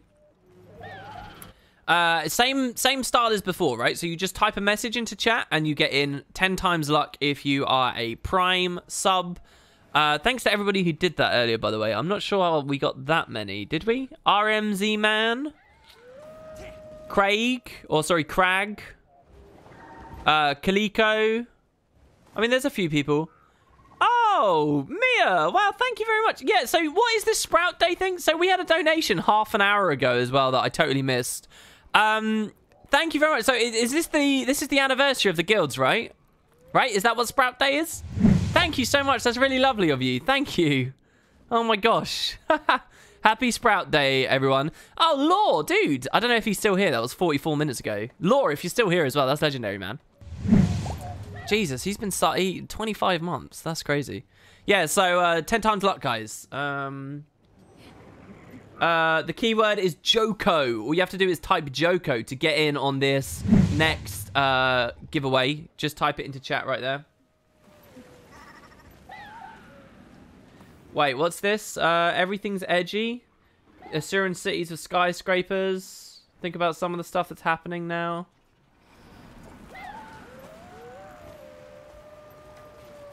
Wait, guys. Wait. Look at the mod. The mod is telling you to wait. All right, look, the legendary's not up, so let's just move on, I guess. All right, let's find another bounty board. I don't quite know where the next one will be, but I'm assuming somewhere to the south. So let's just get going.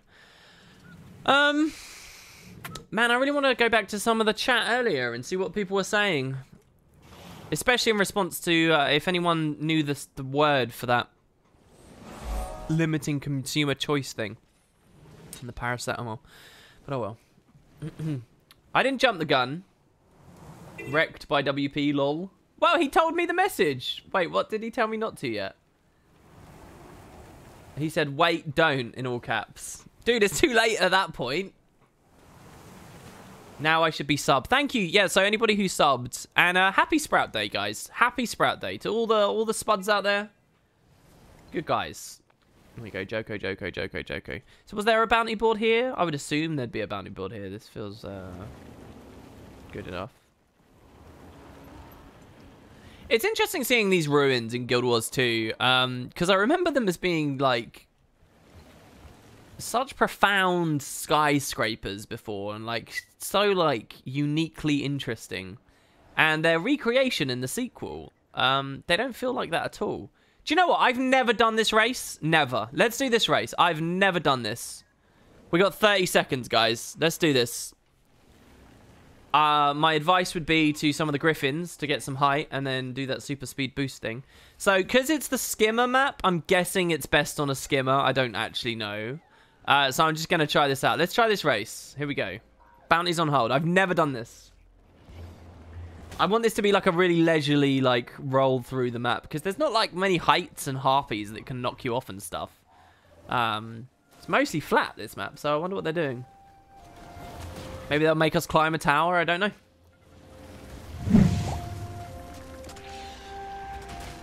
Why isn't there an emote of the God King Joko the Mighty? Because I'm not sort of on the meme train for that right now.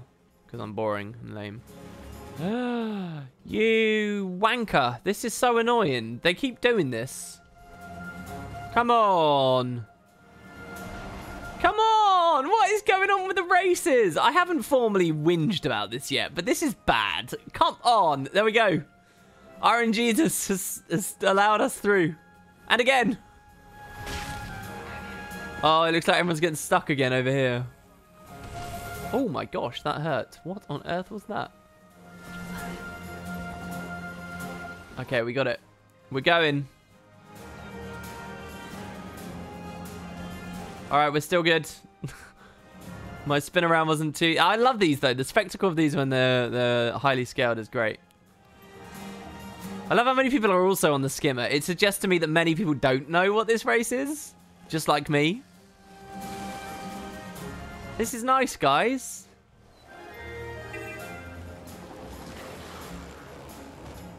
I've never had an issue with the races. Does it only happen if a large amount of people take part? Yes. Yeah, it's a scaling thing.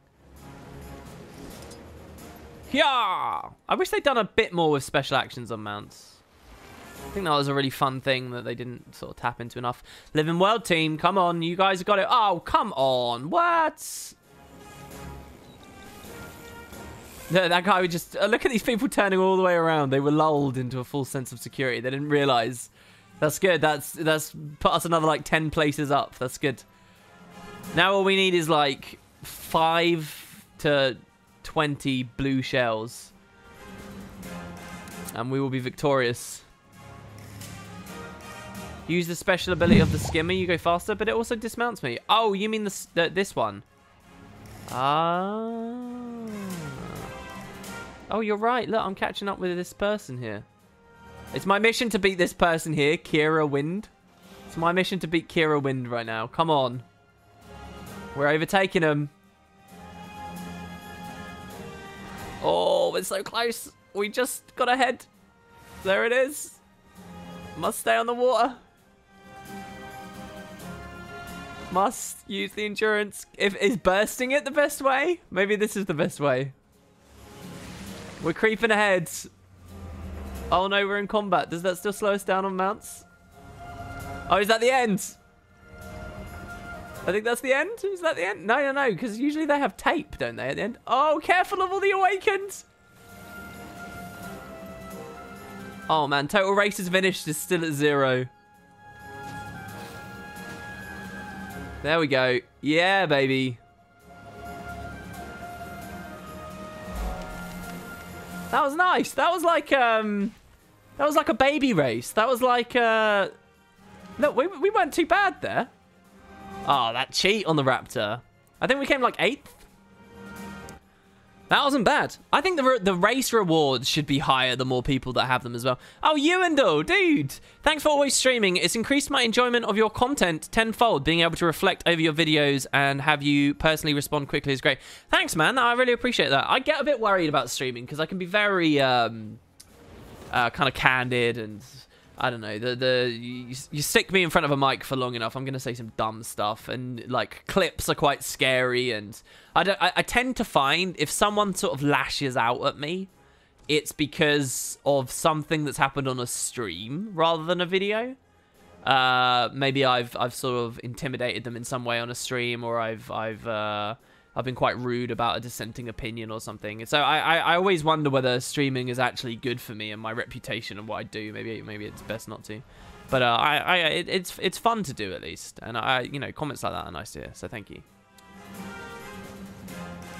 What's not relevant? The clip under today's video. What clips under today's video? Oh God. Guided choice, is that it? Well, all I know is I clicked a wiki page and it had a whole thing about it on the wiki page.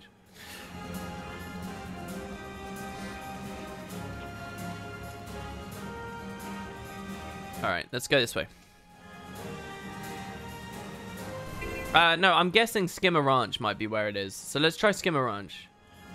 That could be a bounty board there. It looks like some stuff's going there. The adventure's over there.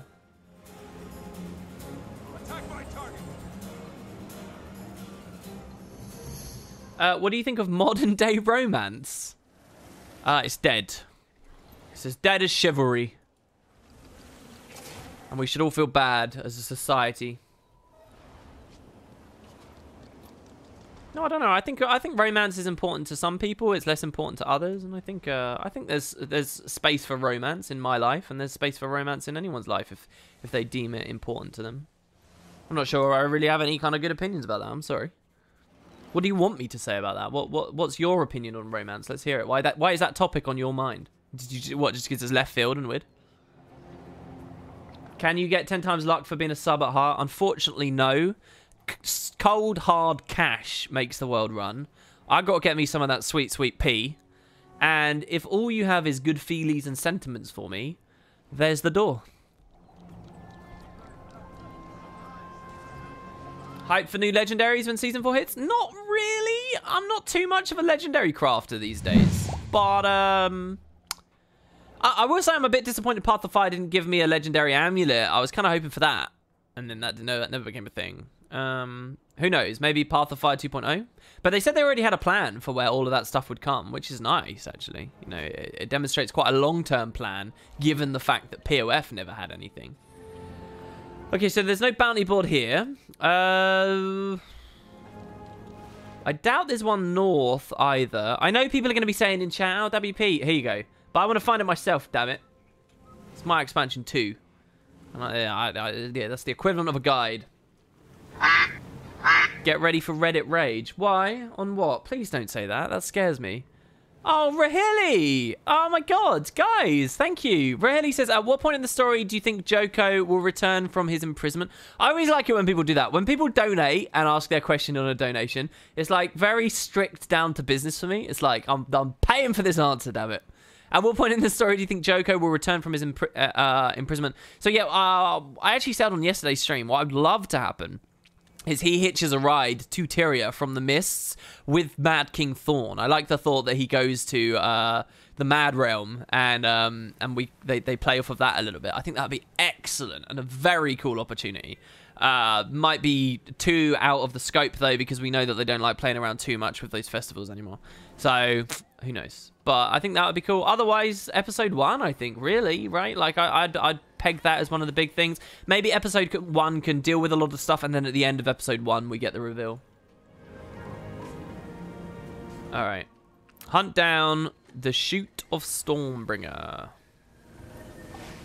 Oh, we're all the way over there again, and I know we could waypoint, but we're gonna float seas.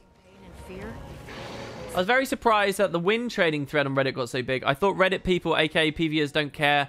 Yeah, but it had the word expose in the title. So for people that don't know, people are out of the loop.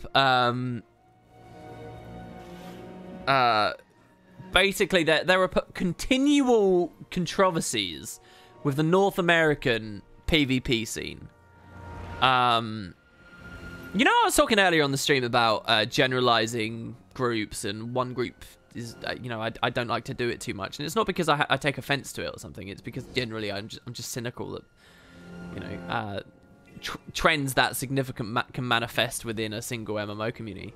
But it does, you know, if you read that Reddit thread, there is a lot of shit talk about NA players. How do we feel? How does the Wooden Potatoes community feel? How do you guys feel about that? Do you think that's fair?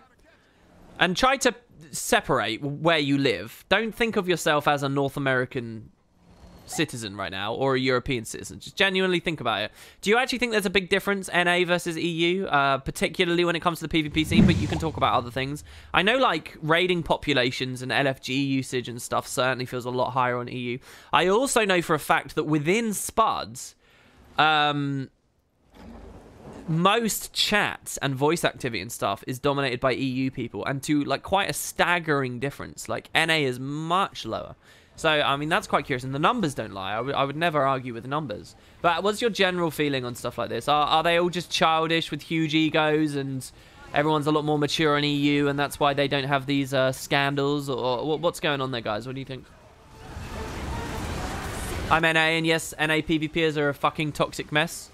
I mean, is it fair to judge all of the NA PvPers when really what we're talking about is the very top end, right? Like these scandals and things, that's what we are talking about. We're talking about, you know, the top 1% of PvPers, right? I mean, personally, I've played both EU and NA PvP, and I've found toxicity on both sides of the Atlantic. It's not just top end. No, I know, but I mean, like, when we compare top end to top end, it is just on NA. But I mean, like, there'll be toxicity. I think you'll find people getting angry. If you play a thief and you play badly as a thief, or even if you play quite well, but you have teammates that don't know how to rotate and they push fire at the wrong time and don't give you any +1s and stuff. If you play a thief and the team isn't going well, I don't care if you're EU or NA, you're gonna get some heat from people. It just happens. And so, but when it comes to, I think there is a bit of a difference top end, right? We don't kind of get these things happening in EU so much, or maybe there's something I'm missing. Maybe we do. On NA, it stems from other online communities from way back. Does it? Like what? The #1 dude on NA PvP has 108 wins and 5 losses. I don't think that's actually possible. Is it fair to call hacks? No, I actually wouldn't call hacks and stuff like that. I think that the user base is small enough that with a good duo queue, and especially match manipulation on top, you can get extraordinary results like that very easily, just because the skill discrepancy between players is such. And the power of a solid duo queue versus... like, you can have two moderately good players duo queuing, and they'll do amazing. And you can have a really good solo queuer, and he'll average out to his 50-50 much quicker. I really do believe that. And that should be a good thing for the scene, actually. That should be something that does get people into communities and start, like, creating these, like, precursors for teams. Like, as these little groups start bunching together, and then the duos bunch together with other duos and so on, until you're looking at these 5-mans popping up quite organically. So I think that's all actually good for the scene, but yeah, no, it doesn't actually surprise me. Those numbers you give there, I wouldn't cry foul. And another one! What? Wired Hyena! Hello! Hey, WP, trying to decide what profession to level next. And they all fall about the same in terms of interest for me. So I figured I'd ask you, Ellie, Rev, Necro, or Warrior. To level. So I'm going to tell you just... I'm going to give you an answer in terms of something that's fun to level. I think Ellie is really fun to level. Yeah, go Ellie, man. Go Ellie. Also, of what you've given me there, I'm guessing you've played a lot of medium classes already. And you've also played a lot of Guardian and Mesmer, I guess. I don't know. Or you just hate all of those. I don't know. Go Ellie. Ellie's a good standard. I think you should go for Ellie. I could care less about the top-end toxic players. I just need silver tier players to calm down, acting like they're god tier. Yeah, but they're just they got bad on their what are they called? The first 10 matches, right? It's just they're not placed properly. I can't believe I'm stuck with you noobs. I mean, it's par for the course in a PvP game that you're gonna get that, right? You guys have seen firsthand how frustrating and upset and annoyed I got with it. during Season 5, despite all the fun I had. What do you think about having decorations like the legendaries in Zomoros's Lair thing, obviously crafted with actual legendaries? You mean exchange a real legendary for a decoration-only one? I like the premise, but I don't think the community would totally be on board with it. I think that they'd whinge that it was too hard or whatever. Maybe if they supported it with like quite a unique crafting idea where it's like you spend your twilight on the recipe to make the decoration and that's your twilight, but in exchange not only do you get the twilight decoration but you also get another item called like the husk of twilight or something, which with just a stack of ectos maybe or less you can rebuild into your actual legendary again. Maybe something like that. But then there's questions of, and it would have to come in account bound so it can't be abused. Maybe something like that, then it could work. I don't know. This is all a bit arbitrary, though. I don't think they'd do it. But the idea of having legendaries decorated around halls and just various skins decorated around halls would be a very easy way for the devs to expand on that stuff. Certainly.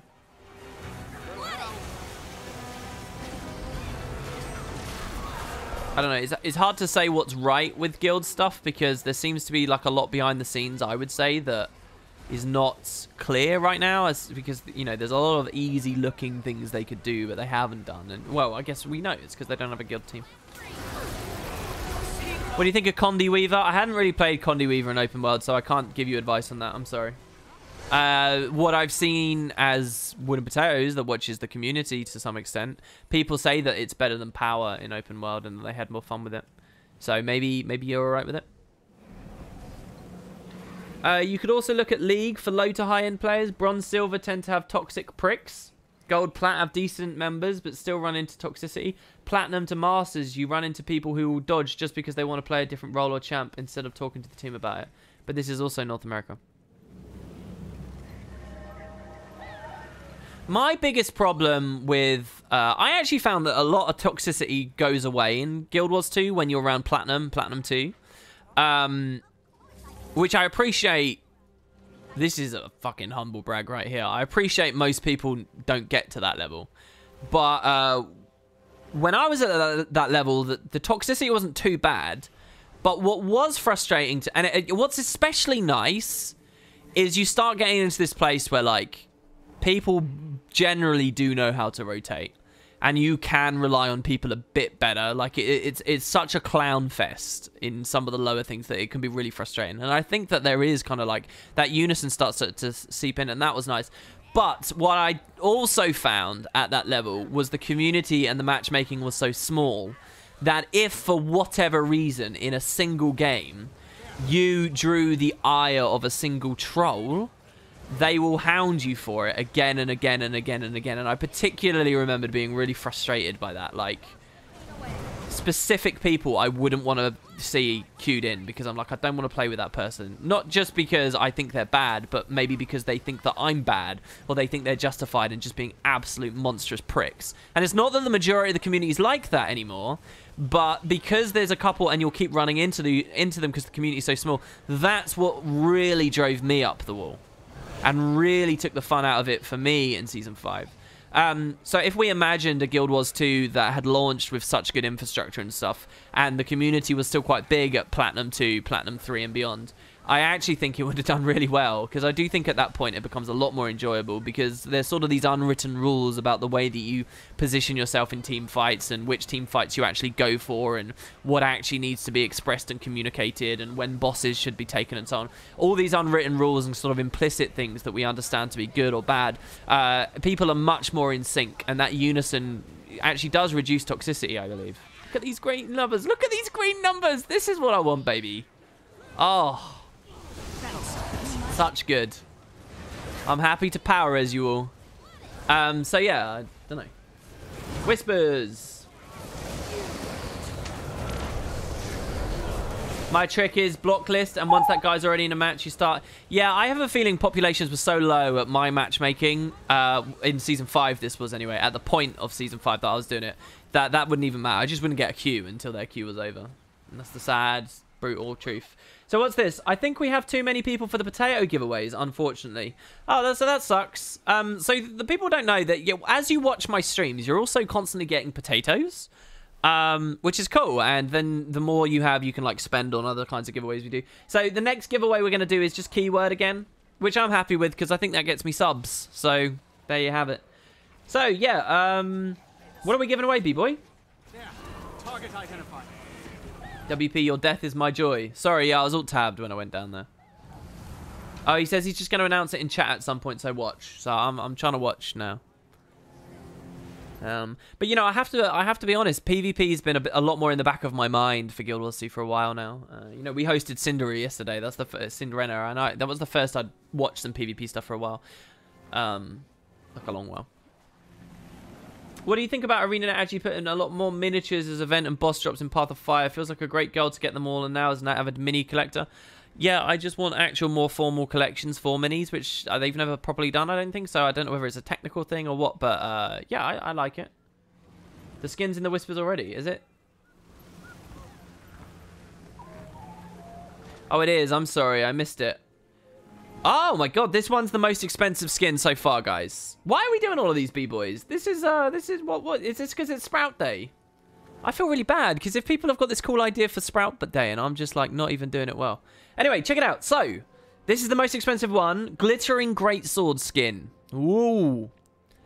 Another big Black Lion Greatsword.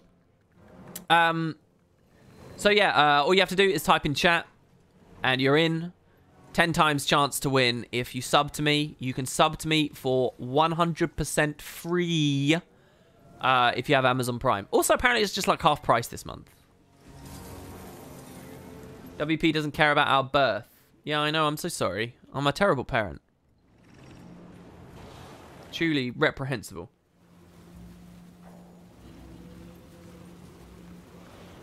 Sondo says, I just want to know how many I have. Yeah, Sondo, basically, when there's lots of people typing those messages, the bots lags out and goes slow, I believe is what happens.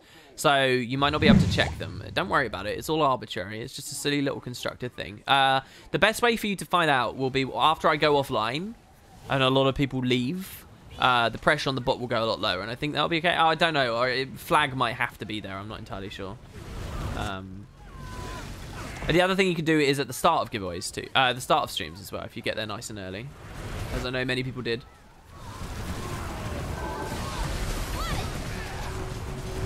Okay, so the keyword is Ossa. So all you have to do is type Ossa, and you're in. So good luck to everyone. And thanks very much to Insomnia there who subbed. Good on you, man. Thank you very much. And I hope you win. This guy blinked out of all my water fields and should feel terrible about himself. Oh, this guy's got dialogue. Just generic love Joko stuff, though. I'm going to rebound there, because some of that damage is quite spiky. If you're wondering why I have Armor of Earth on, it's because this is actually the build I've been doing Cairn on lately. And it's nice to have Armor of Earth to finish overloads off sometimes and some other things. I should really be on Ice Bow there. 20% more benevolence. Hell, yes, I'd take that. 20% heavier heals on everyone around me. Like, that's a big buff. Not to mention just the raw healing power you get from holding it.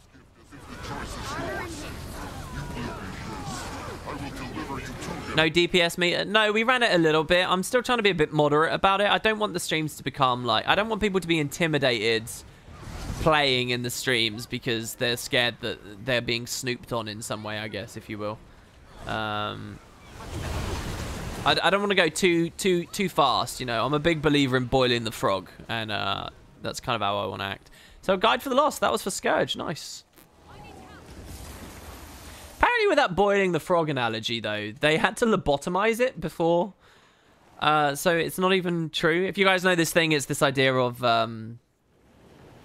if you put a frog in the pot and you slowly turn the temperature up and up and up and up until the water's boiling and you've cooked the frog and you've killed it, the frog won't notice because it's happened incrementally and slowly, right? So when we talk about microtransaction toxicity from video game developers, that slowly nickel and dime us more and more and more, and people would just accepting it because it's happening in small packets.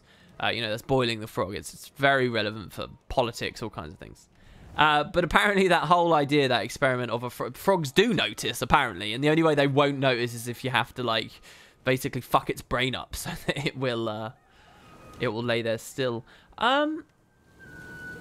First mate Penkin, are we done now? No, we've definitely not killed that bounty target, right? So let's go that way. DPS meters make toxicity. People become hung up on your DPS. Was a sad day that Guild 2 allowed them, in my honest opinion. I think that you have a very common opinion, but I also think it's a short-sighted opinion, and it's a fairly black and white opinion. And I understand the foundations of such an opinion. I really do. And I understand the fears for such an opinion. But when I actually look at in-game usage, I have to face the fact I've genuinely not seen any myself, and I'm not saying that no one ever has, right? And I'm not saying averages haven't changed and things, but myself, I have only actually experienced more fun from the game and more understanding of the game, and I've never actually so far experienced any real toxicity on my own doorstep based on DPS meters. So for now, I have to look at the actual real-world experience, and while understanding your argument and the foundations of your argument, I can't adhere to it at the moment. I actually think they've added something to Guild Wars 2, basically, for now.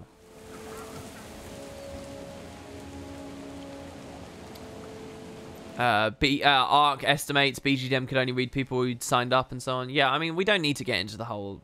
I gotta be honest, I'm a little bit bored of the debate as well, right? Like, there's certain things that just come up and up and up and up and up and up again. You gotta understand, like, at some point it's gonna be a bit draining.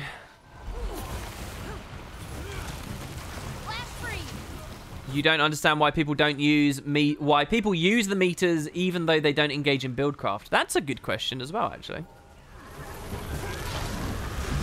I think it's because of this, like, there's like competitive undertones to why people play MMOs. There are, you know, like, whether it's because you're like me and you just want shiny skins so that you stand out beyond other people, or like you see it with the Griffin. I get a lot of comments at the moment. A lot of comments. People are obsessed with getting the Griffin before me. Like, they take it as a point of pride, like a big accomplishment. Like, I'm not judging those people. It's just interesting to see. People really care about that. It's a race. Getting the Griffin is a race. And it's about being a good player. And it's about, if you got the Griffin before Wooden Potatoes, you're a good player. And haha, I got it before you, WP, you're a noob, you don't have it. You know, like, it's this kind of playful, boisterous sort of, you know, there's that competitive. So even if they're not into buildcraft, hey, they out DPS'd other people, and that's important to them, you know. And I think there's something valid in that, surely.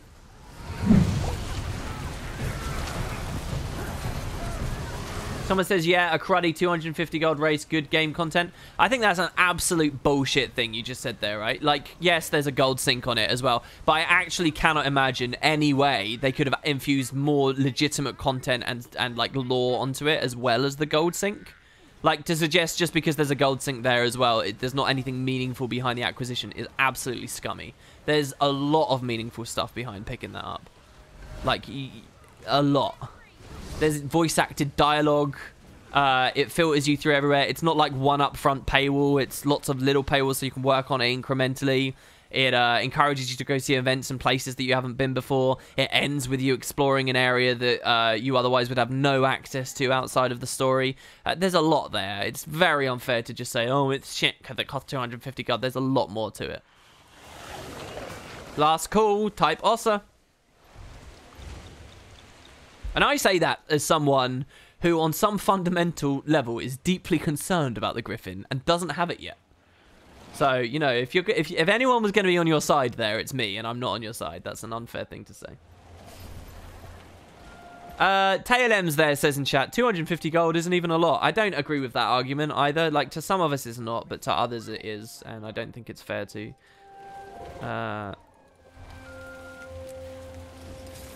go into that. Oh, well, no, it's fair. It's just not productive. I guess that's the point. There's no point in it turning into a food fight of, like,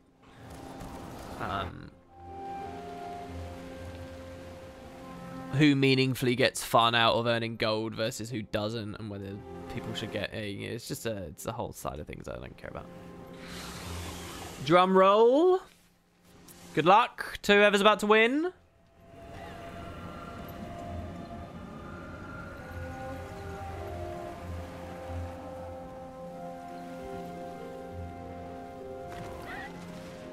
The winner is... Wow, what a crazy name. Crazy Kilao? Who was a sub, so congratulations. Rigged. It was rigged. He had 10 times the chance to win. It was totally rigged. It was rigged because he gave me Amazon Prime. Or a regular sub. So congrats, man. Hope you feel good. Alright, so what else is going on this board? Oh, here you go. Legendary. Nice. Legendary Zol Iga Zos. Sounds like I've forgotten. Alright, let's do it. We got a legendary, guys. Yeah, no, I would definitely say 250 gold is a lot of gold.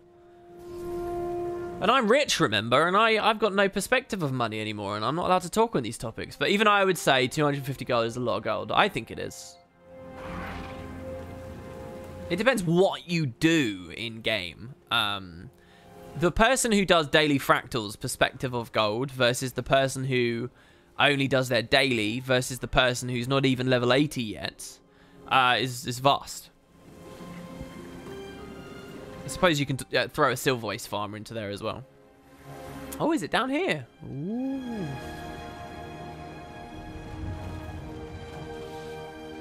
God, this map's great. Isn't this map great? I do enjoy me some Elm Riverlands. Oh. Oh no, he's a Hydra. The Zos made me think thingy. But so here's an interesting little thing for you guys in terms of names. You might not have realized this, but named Hydras. This is true in Guild Wars 1 also. This guy is called Zol Igra Zos. Do you guys know why that might be a Hydra name? Well, I'll tell you why. It's each word is the name of each of his heads. All Hydra have 3 short little names, and each one's for each of its heads. So Zol Igra Zos, you see. Is he going to have legendary heads that fall off him as well? Have we already fought a legendary? I don't really know. By the way, I'll point out I've been on a raw healing build, and I've gotten golden reward on every one of these bounties so far. So that's nice. I don't actually think I've even auto-attacked this boss yet, so that's something. I mean, I guess we used our 2, the Ice Spike. Oh my god, I need to put Ice Bow on. It would help with these CCs as well. It's good for open world for that reason too. What is this? Sorry. Do you have any background videos on the Forgotten I may have missed? I was searching for the Forgotten fights on Guild Wars 1 have yielded nothing. Do you have anything on them? I'd love to know more about them in prophecies and such. Actually, no direct video. So here's something that I shouldn't say because I know that the response is just going to be, WP, please do it, please. So I do a series called Guild Wars Mysteries. A lot of you guys probably have heard of it. And I'll tell you what, that Lissa video I did this week felt like a Guild Wars Mystery, but I felt like I didn't put enough into it to do it.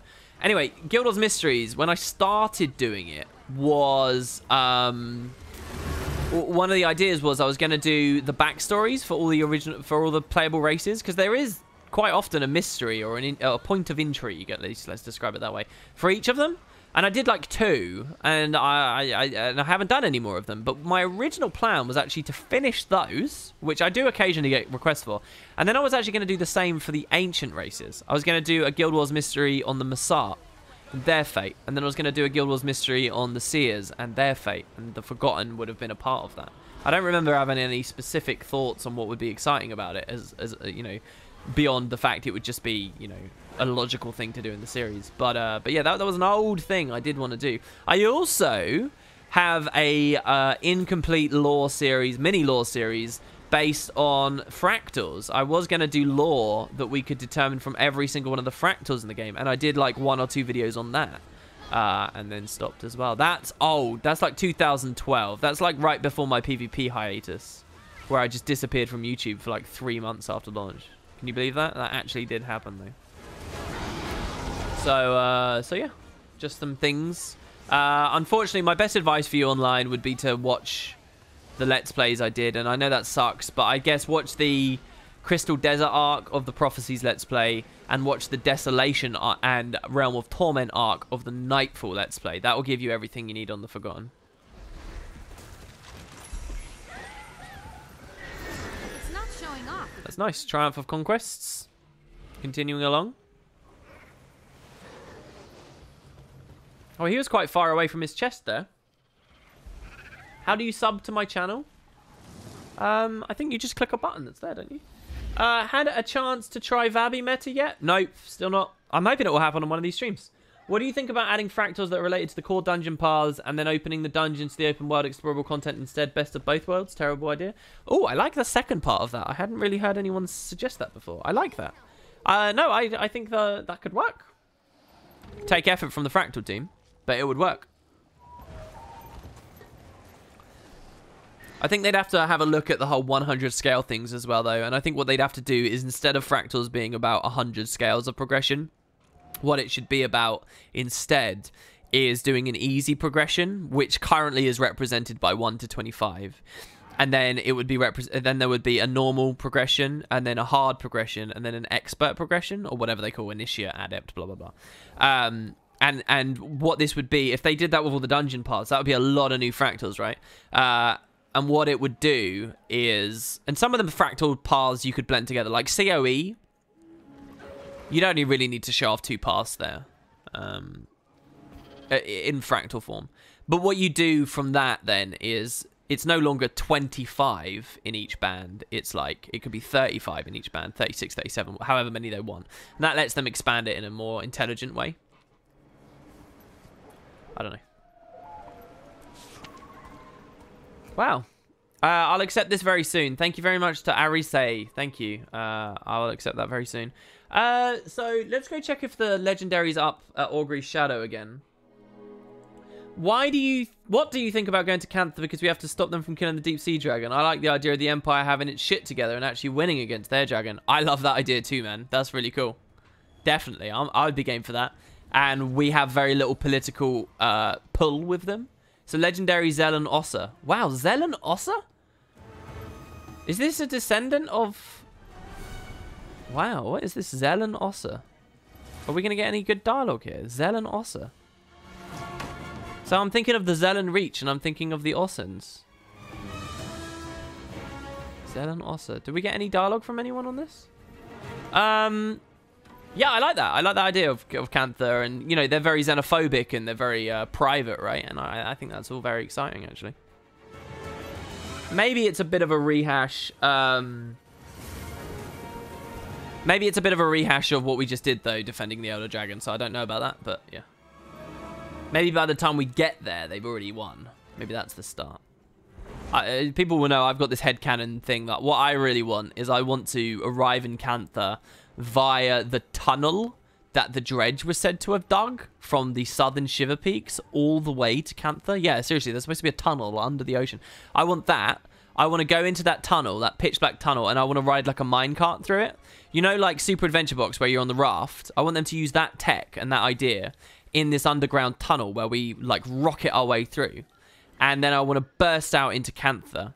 And when we finally arrive in the Echo Valley Forest or Kaineng or wherever we'll end up coming out of this tunnel, right?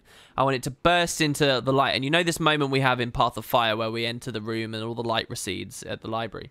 I want a similar kind of thing, but as the light recedes, what we see is a Tengu staring down the barrel of a rifle at us. And he says, "Who are you?" or something. And then it cuts to black, and that's the start of the expansion. That's always been my dream, nerdy, like, oh, this is how I want to go to Cantha kind of thing. I don't know. You could have like a naval entry, though, where it's via ship and so on, I suppose. But that's what I've always wanted. I don't know why, but I've always just liked the idea of Tengu wielding rifles. If we ever got Tengu as a playable race, it would be my warrior. It would be a warrior main, and I'd run around with a rifle on it.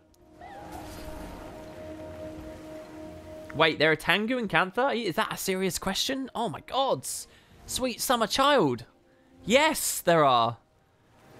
The coolest Tengu out there are there. The Angchu and the... Oh my god, what are they? The Sensali that are there? I think it's the Sensali.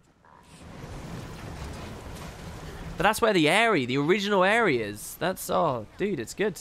You should play Guild Wars 1's Living World, Winds of Change. There's lots to do with the Tengu in that. You'd enjoy the entrance to Uldum in WoW? Would I now? I mean, I've always been very open about the fact that I like cave sections in RPGs. And Guild Wars has done it in the past. Guild Wars did it in Nightfall when we go through the Badok Caverns. Guild Wars 1 did it in the northern Shiver Peaks. Before we get to Kryta, we go through a cave.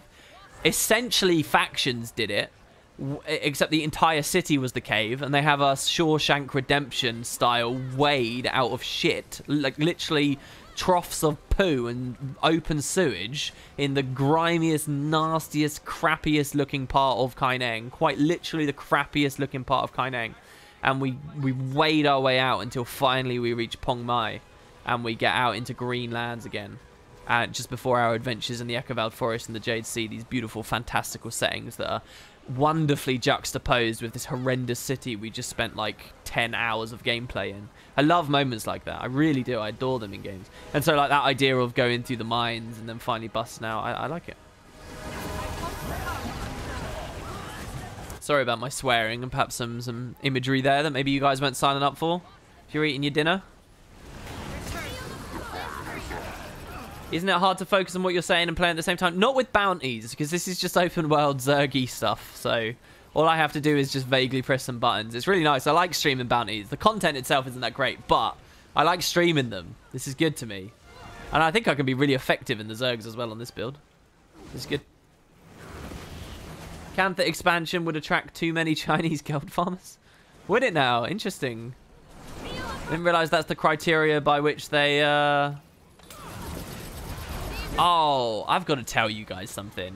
I'm not going to go into details.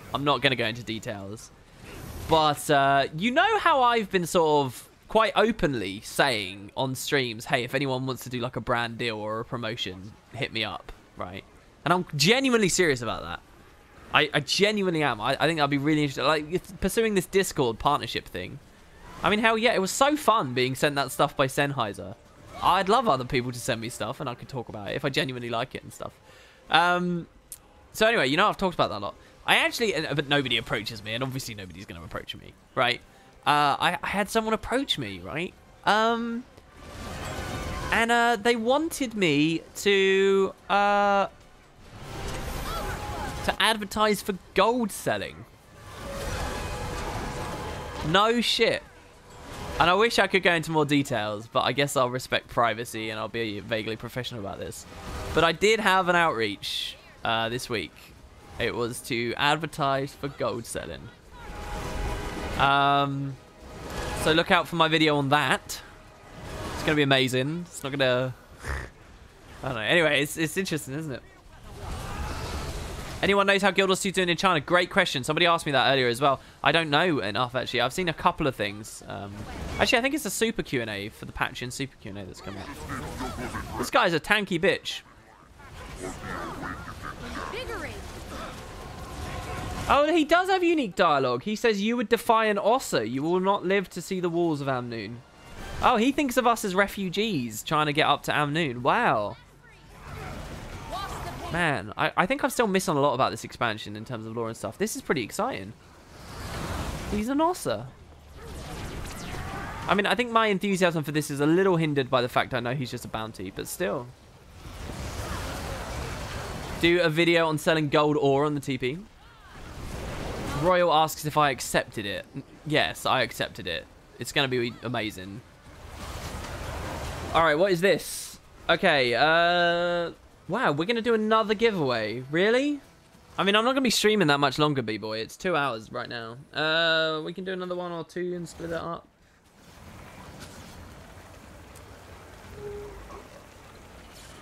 All right, let's do one big one, B-Boy. Let's give all 500 away, yeah? So let me know when you're ready, and I'll announce it to everyone. Guys, we're going to do one more big giveaway to celebrate Sprout Day and throw some appreciation back at you. It's a bit of a shame. Our viewership today is a lot lower than it was earlier in the week. I don't know what happened. People just not around on Sundays as much, maybe? So not so many people can get in and enjoy this. Give me one good reason to get back into Guild Wars 2 after Heart of Thorns. Well, it feels completely different to Heart of Thorns because of the mounts. So if you're looking for something different because you were burnt out by it, but you like the core of Guild Wars 2, then it will satisfy you immediately. I think that's a good enough reason. If you didn't know, there are NPCs around the boards.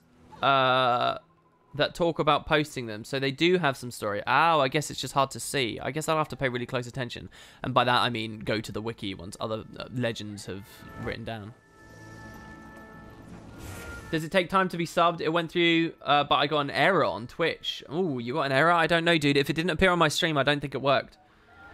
All right, B-boy, so you ready? Let me know when you're ready, B-boy. Did you try all the professional elite specs yet? What do you think of Mirage for PvE? I haven't played it for PvE, so I don't know. I'm excited to play a power build on it, though. Thinking about coming back to Guild Wars 2 after a 2-year break. Got full Berserk heavy armor. Any use of that now? Yeah, man. Berserk's still just as much. That's what Guild Wars 2 is all about, right? Like, your gear's not invalidated. Your level's not invalidated. Berserker, they're not going to invalidate. So, yeah, you can come back and play that. I literally just said I'm going to play a Berserker Mirage. Right there before your question, coincidentally.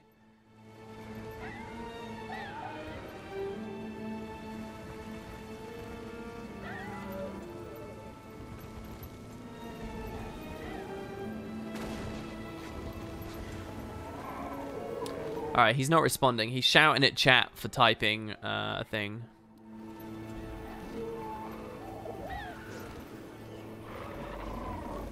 Alright. Oh, did we get a host? Oh, shit, we did get a host. Oh, well, boring, right? As I got quiet. This is a terrible host, though, because I'm about to log off. Cinderer, thank you so much. PvPers as well. They're not going to stick about for very long, are they? They're going to trickle right out. Guys, so there's this game called Guild Wars, and there's other stuff in it. I know PvP is the main thing, and everyone watches PvP, and there's all those big tournaments with the big prize pools and stuff, but they do have, like, this tacked-on PvE mode as well. It doesn't really get the support it deserves, and foolishly, the developers always balance around PvE instead of the superior game type, PvP. But yeah, we're playing it, we're trying it out. Apparently, they had an expansion. I know that the expansion added a ton of PvP stuff. All it really did for PvE was a single reward track that was bugged at the end, unfortunately.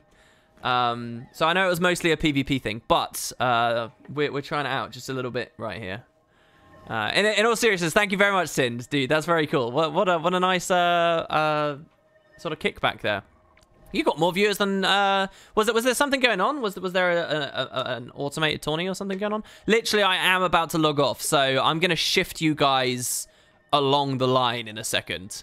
But we're doing bounties. In all seriousness, we're doing bounties. I'm going to try and find the last legendary, and we're going to try and do that. We're also about to do a big giveaway, so I guess there is some reason to stick about. If you come into my chat, everyone who was over there, make sure you do click over to this stream. If you type in my chat a word in a second, you're going to go get in for a chance to win a skin, which is worth quite a lot. Host a grill next. Oh, what if he did, though? What if I'm just a very deep-voiced lady? Who knows? Thanks very much for that sub there, man. That's really cool. B-boy, are we going to go yet? What's going on? All right. Okay, yeah, we're going to do it. The giveaway is... this is Big Dick Giveaway 4. We're going to give away 500 Ecto. 500. So if you guys want to win 500 Ecto, this is pretty good. And many thanks to Flaganti for this, I think. So what we're going to do is, all you have to do is type in chat a word, okay? And if you type that word, you're in for a chance. If you're subscribed to me at the same time, you'll get 10 times the chance to win. So the key word, all right, is bounty. That's all you have to do. B-O-U-N-T-Y. That's all you have to do. Typing a word is a joke that I see maybe 6 times a week. Or 6 times every 2 weeks. You guys get what I mean. Anyway, so there you go. Have fun with that. And best of luck to you all. Now, I'm still missing a legendary here. And I'm going to try vaguely to be entertaining. Like, literally, this could not be further from PvP riding around on a mount with one skill. But we will see. So, hold on. Ellen Riverlands. We got Flameseeker Prophecies.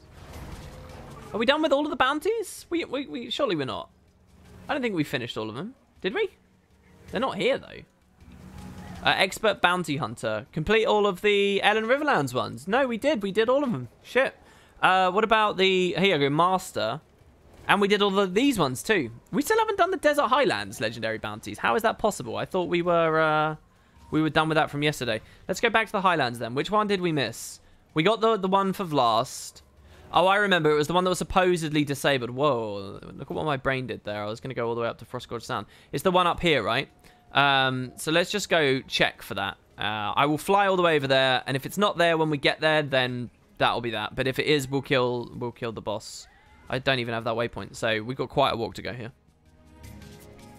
But yeah, good luck, guys. And yeah, the point is, you can get 10 times the chance if you sub. A lot of people just followed me. I don't know whether that's just because I was hosted, in which case that's cool, guys. That is actually pretty cool that you'd be interested in this side of the game as well. But if you followed because you were trying to get 10 times luck, that doesn't work. We're talking about subbing. It is still free, like following, if you have Prime, but yeah. Also, I don't really have anything good to bounce off of in chat because it's just been spammed like mad with messages there. But yeah, can someone tell me if something interesting was going on with PvP today, or was it just regular queuing and going for legend and stuff? Oh my god, come on, seriously? Really? Alright, fine. We're gonna have to go on foot here. Host, follow, sub, Twitch basics. Yeah, I'm not very good with Twitch basics. Brown tea. Not bounty. Yeah, that's great. Someone says it is up. Someone's found a map with the legendary up, so that's great. If we can get there in time, that's beautiful. We will try. We're going to go straight through the Cormyr Temple, and then we're going to go through the mine at the back of that, and then we're going to go into the mountains immediately after. You ask chat to discuss things in the middle of competition spam? Yeah, all we need is one comment to riff off of. I mean, Christ. WP, any insight on why Joko is obsessed with being the last primeval king? I think he's just obsessed with being king, but I've not seen all of the source material yet, so I don't actually know. Is there some specific slant of being the last primeval king? Oh, are you suggesting that there's extra information and lore about him in life? That would be very interesting. I didn't really think of that, actually. And that's an interesting place for the expansion to go. Yeah, like how he became a lich, or what his essence is as a lich. I would sort of presume that Season 4 would go into that more than anything else, though. I gave you a good chat at the start. I'm out, says Smitsky. Yes, you did indeed. Did I know that Joko ascended to godhood? I did. He also killed Zaitan, and he did all that other fun stuff. What's my favorite class? I don't really have a favorite class. I have favorite builds at different times. And like depending on the context, my favorite probably two of my most powerful experiences in Guild Wars 2 have both been PvP ones in terms of builds and classes. One is playing Fresh Air Ellie. This was like actually, I tell a lie, not even Fresh Air Ellie really, but playing glassy bursty Scepter Ellies. I used to play that before Fresh Air even reset your air achievement. It was terrible and it was like not good. It was a one-trick pony, but it was a lot of fun. If there's any one place that I'm a bit snobby and like I made this and people just followed the trend or whatever, it's not exactly true, but because other people will have found in parallel. But one of my early things that I was really proud of in Buildcraft was I used to spike people in early days in PvP after identifying that the Sigil of Hydromancy had high base damage and could crit. And so I used to do that with like a focus burst and pop in the focus 4. And I was always very proud of that and being able to do that. And for a long time, a lot of the glassy builds you'd go against, you could 100 to 0 in the space of a lightning flash, and it was lots of fun without even abusing Phoenix and stuff. Another build that I was always very proud of in PvP was a ridiculous Mercy Rune Resbot Ellie that I used to play. Not that ever, you know, not that any, like I never really got into a big team or anything, so on the high end and team based it was never a thing. But in terms of like solo queuing and stuff, or as it was at the time, whatever we had. I don't even really remember. What was I playing at the time? There was an approximation for queuing, wasn't there? Anyway, yeah. But the other really fun thing I found is I've really, really enjoyed playing DP Thief. Very much enjoyed playing DP. And in Season 5, I think I actually got quite good at it. But I haven't played for ages. Switch maps if you want the boss, says Bellatropa. So, Bellatropa, if you can drop yourself into subgroup 2, that would be really cool. I'm still getting to the waypoint, though, so I'm not going to swap until I get to the waypoint. And we collect this. The giveaway's ending in 2 minutes, so if you guys still want a chance to win, you want to type that word in the next 2 minutes. Remember, the word is bounty. That's all you got to do. 6 little letters. I think it's 6 letters, isn't it? Group 2 has it up. Okay, so it is Group 2. All right, that's good. WP, do you think the economy's in a good place right now? I am a little sad that certain things have been devalued. And especially for the legendary competition, I'm quite sad that a lot of things have been devalued. But in terms of inaccessible items in the economy, I don't really have any opinions because I've not really butted heads with that much at the moment. I'm a bit upset with what they did with the mini economy as well, and not just on behalf of the competition and the fact that we wasted a ton of money on that, but just because I think that the game deserves prestige minis and it doesn't have any anymore, and I think that that's a fucking shame. If you would be able to visit Cantha again, what would be the first place you'd go see? Mine would be the Jade Sea. Yeah, it's a hard question to answer. I want to say Jade Sea, but it's not, you know, if it's all melted and it's just a sea, do I really care anymore? Maybe if they do a thing, you know, Draconis Mons did that beautiful wave technology, right?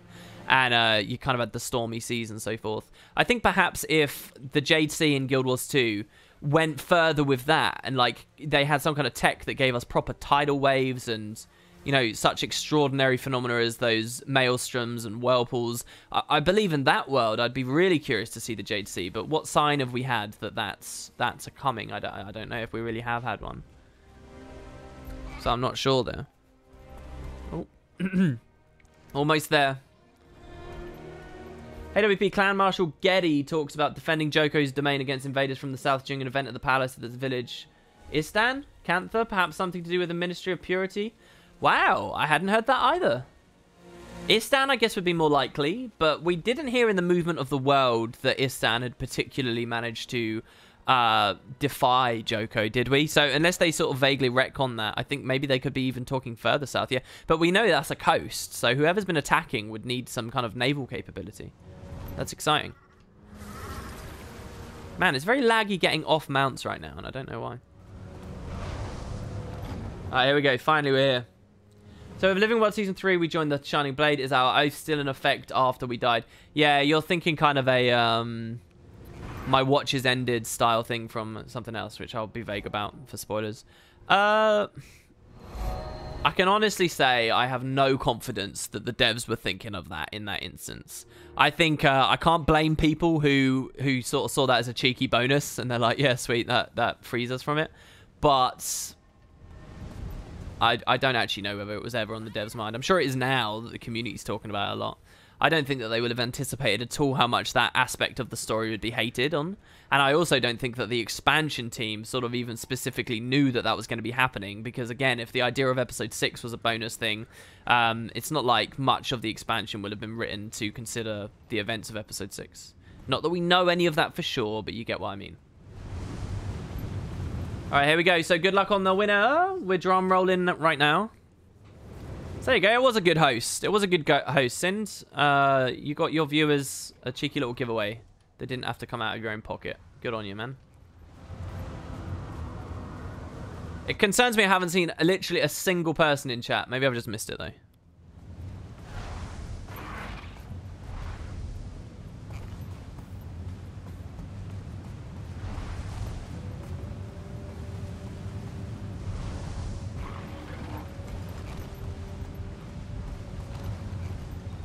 Alright, now yesterday we spent ages dicking around with this. And it's in the same area. It's in the same, like, final boss location area. I've just noticed that guy made it on his spring of those, so I'm going to assume I can make it on mine.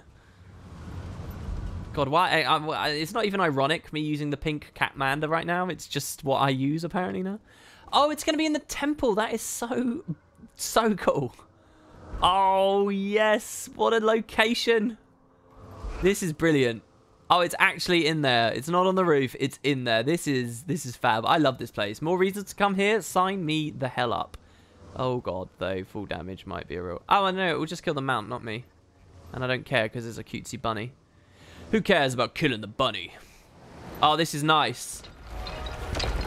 Oh, this is very nice. Actually, I think my first time on this map, I saw this boss here. But it was just dying as I arrived or despawning as I arrived, so I never tagged it or anything. That's cool. All right, let's get in the middle. Let's get these heelsies rolling. Brilliant. Steven Shark says I have the worst timing. Yeah, so who won? Arinor9. Congrats to Arinor9. Wow, I got insta-downed while I was watching the screen. And nobody's rezzing during the CC. That's good. All right. Wow, so he actually really hit hard. I guess we do need to be a bit more careful of the legendaries, obviously. Yeah, I think that these would be really fun at around the 5 to 10 man scale. What are his gambits? What's he got? He's got Propagator, plants healing tendril that applies regen. I mean, regen, really? Do we care? Isn't that just getting immediately corrupted / strip? Oh, there's lots of bodies here. Yeah, let's proc that geyser. Yeah! Oh, I feel like a god. This is so nice. Let's get some protection on. That's actually going to really hurt. Armor of Earth has actually done something this time. Not for the stab, but for the prot. It's such an inefficient way to get protection, but it actually helped. Let's res this guy. And these guys. Oof. You can feel the pain. Like, I can see it on me. Like, I got a lot of extra vitality from the Magi's gear. And even I'm getting chunked really hard. So you can imagine what it's like for these Zerky people right now. Obviously, I am a low vitality class in the first place, but yeah. If Timey's always with us, does that mean when Timey knows about the oath we took and everything? A good question, too. I don't think the devs thought of that. I recall in a recent video, you said you would have liked Cormier to go evil. Do you see Guild Wars 2 Mad Soul dialogue say something similar? Mad Soul, are you talking about just the random spirits that are left in the library in the story after you've done it? Because I can't quite remember anything specific that they say. If you're talking about the Griffin Quest stuff, I've not done it yet, so I don't know. But I don't think I said her going... Maybe at some point I've said I would have liked the idea of her going evil. I can't remember my justification for that right now. More recently, I've talked about it making sense, her being the one that would stay. Oh, no, I know what you're talking about. You're talking about because she's got Abaddon in her and stuff, right? Yeah, so the souls talk about that. Is there something relevant? I'm not entirely sure, sorry. This is nice. We really stabilized here. Everyone's stacked nice and tight. There we go. So there we get Master Bounty Hunter for this map. And we're done on that. That's good, guys. So that's the first 3 maps done. Fully done. I can't believe we've got all the legendaries and everything on the Elen Riverlands today. That was pretty comfortable. I guess we could have got more of the Flameseeker prophecies, but all in due time. God, there is a lot. That lost verse. Well, so there you go, guys. I will continue the love, and I will host. So when I host people, I tend to host not randoms, but people who don't have an audience and I think deserve an audience, or from the brief moment I look at them, it looks like they care about the stream. And we give people an opportunity to maybe grab onto a little bit of what I've had the incredibly lucky position to afford myself as having an audience. So that's what we're going to do here as we close this stream out. Talk to him. People are screaming at me to talk. Oh, of course, because he's still here. That's interesting. Thanks. That fight seems to have cleared my mind a bit, though boredom seems to have replaced my confusion. The prince used to enjoy my riddles. Would you like one? Sure, give it to me. As you move forward, you leave this behind. Step carefully, for it is your person defined. What is it? A shadow. Oh, it says shadow there as the top option. Your legacy, your friendships. Oh, I don't know. Are we going to fail miserably if we get this wrong? Shadow is what I initially thought. But some of these other ones seem to fit. Well, you don't leave your future behind. Oh, God, that's a bit depressing, but you kind of do. Friendships behind. Legacy works as well. Someone just said in chat, legacy does work. I'll go legacy, because the second sentence matches with legacy better. Well done. You are either wise beyond your years or an excellent guesser. I must try to remember some of my trickier puzzles. I'll have another for you tomorrow. I'll come back tomorrow. Oh, so can you keep going with this guy? With a new riddle each day? That's like the dude in the Delve. I like that dude. Man, the Djinn are interesting in Guild Wars 2. I just feel like there should be a variety of Djinn. I miss the old water Djinn and I miss the old fire Djinn and so on. I think this is an interesting look for them, and I like the mummy aesthetic and stuff, but I think that this is not the only thing that I wanted to see. I wanted to see the classic look more, because they had such beautiful like curvature to them, and they were so bright, and I don't know. Does Kralkatorrik eating a lot of Balthazar magic mean he's now Kralkatorrik of war? I suppose from some people's perspective, sure.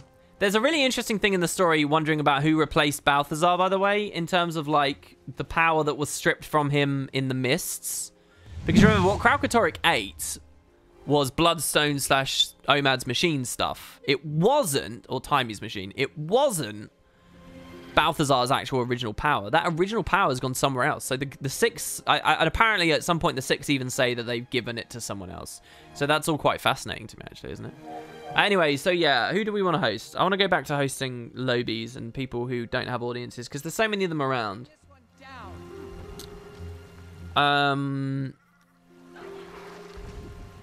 Here we go. So this guy called Little Man versus Guild Wars 2. Ha! I like that name. I like that. We're gonna host Little Man versus Guild Wars 2. Try not to scare him off too much with you know, a large audience here. His name's Official JPEGs. Should be lots of fun. I will be back tomorrow for more giveaways, more fun stuff exactly at the same time tomorrow. Don't forget to check out Discord if you want to join the community and do more stuff like that. Happy Sprout Day, everybody. It's been a fun one, and I will see you all very shortly.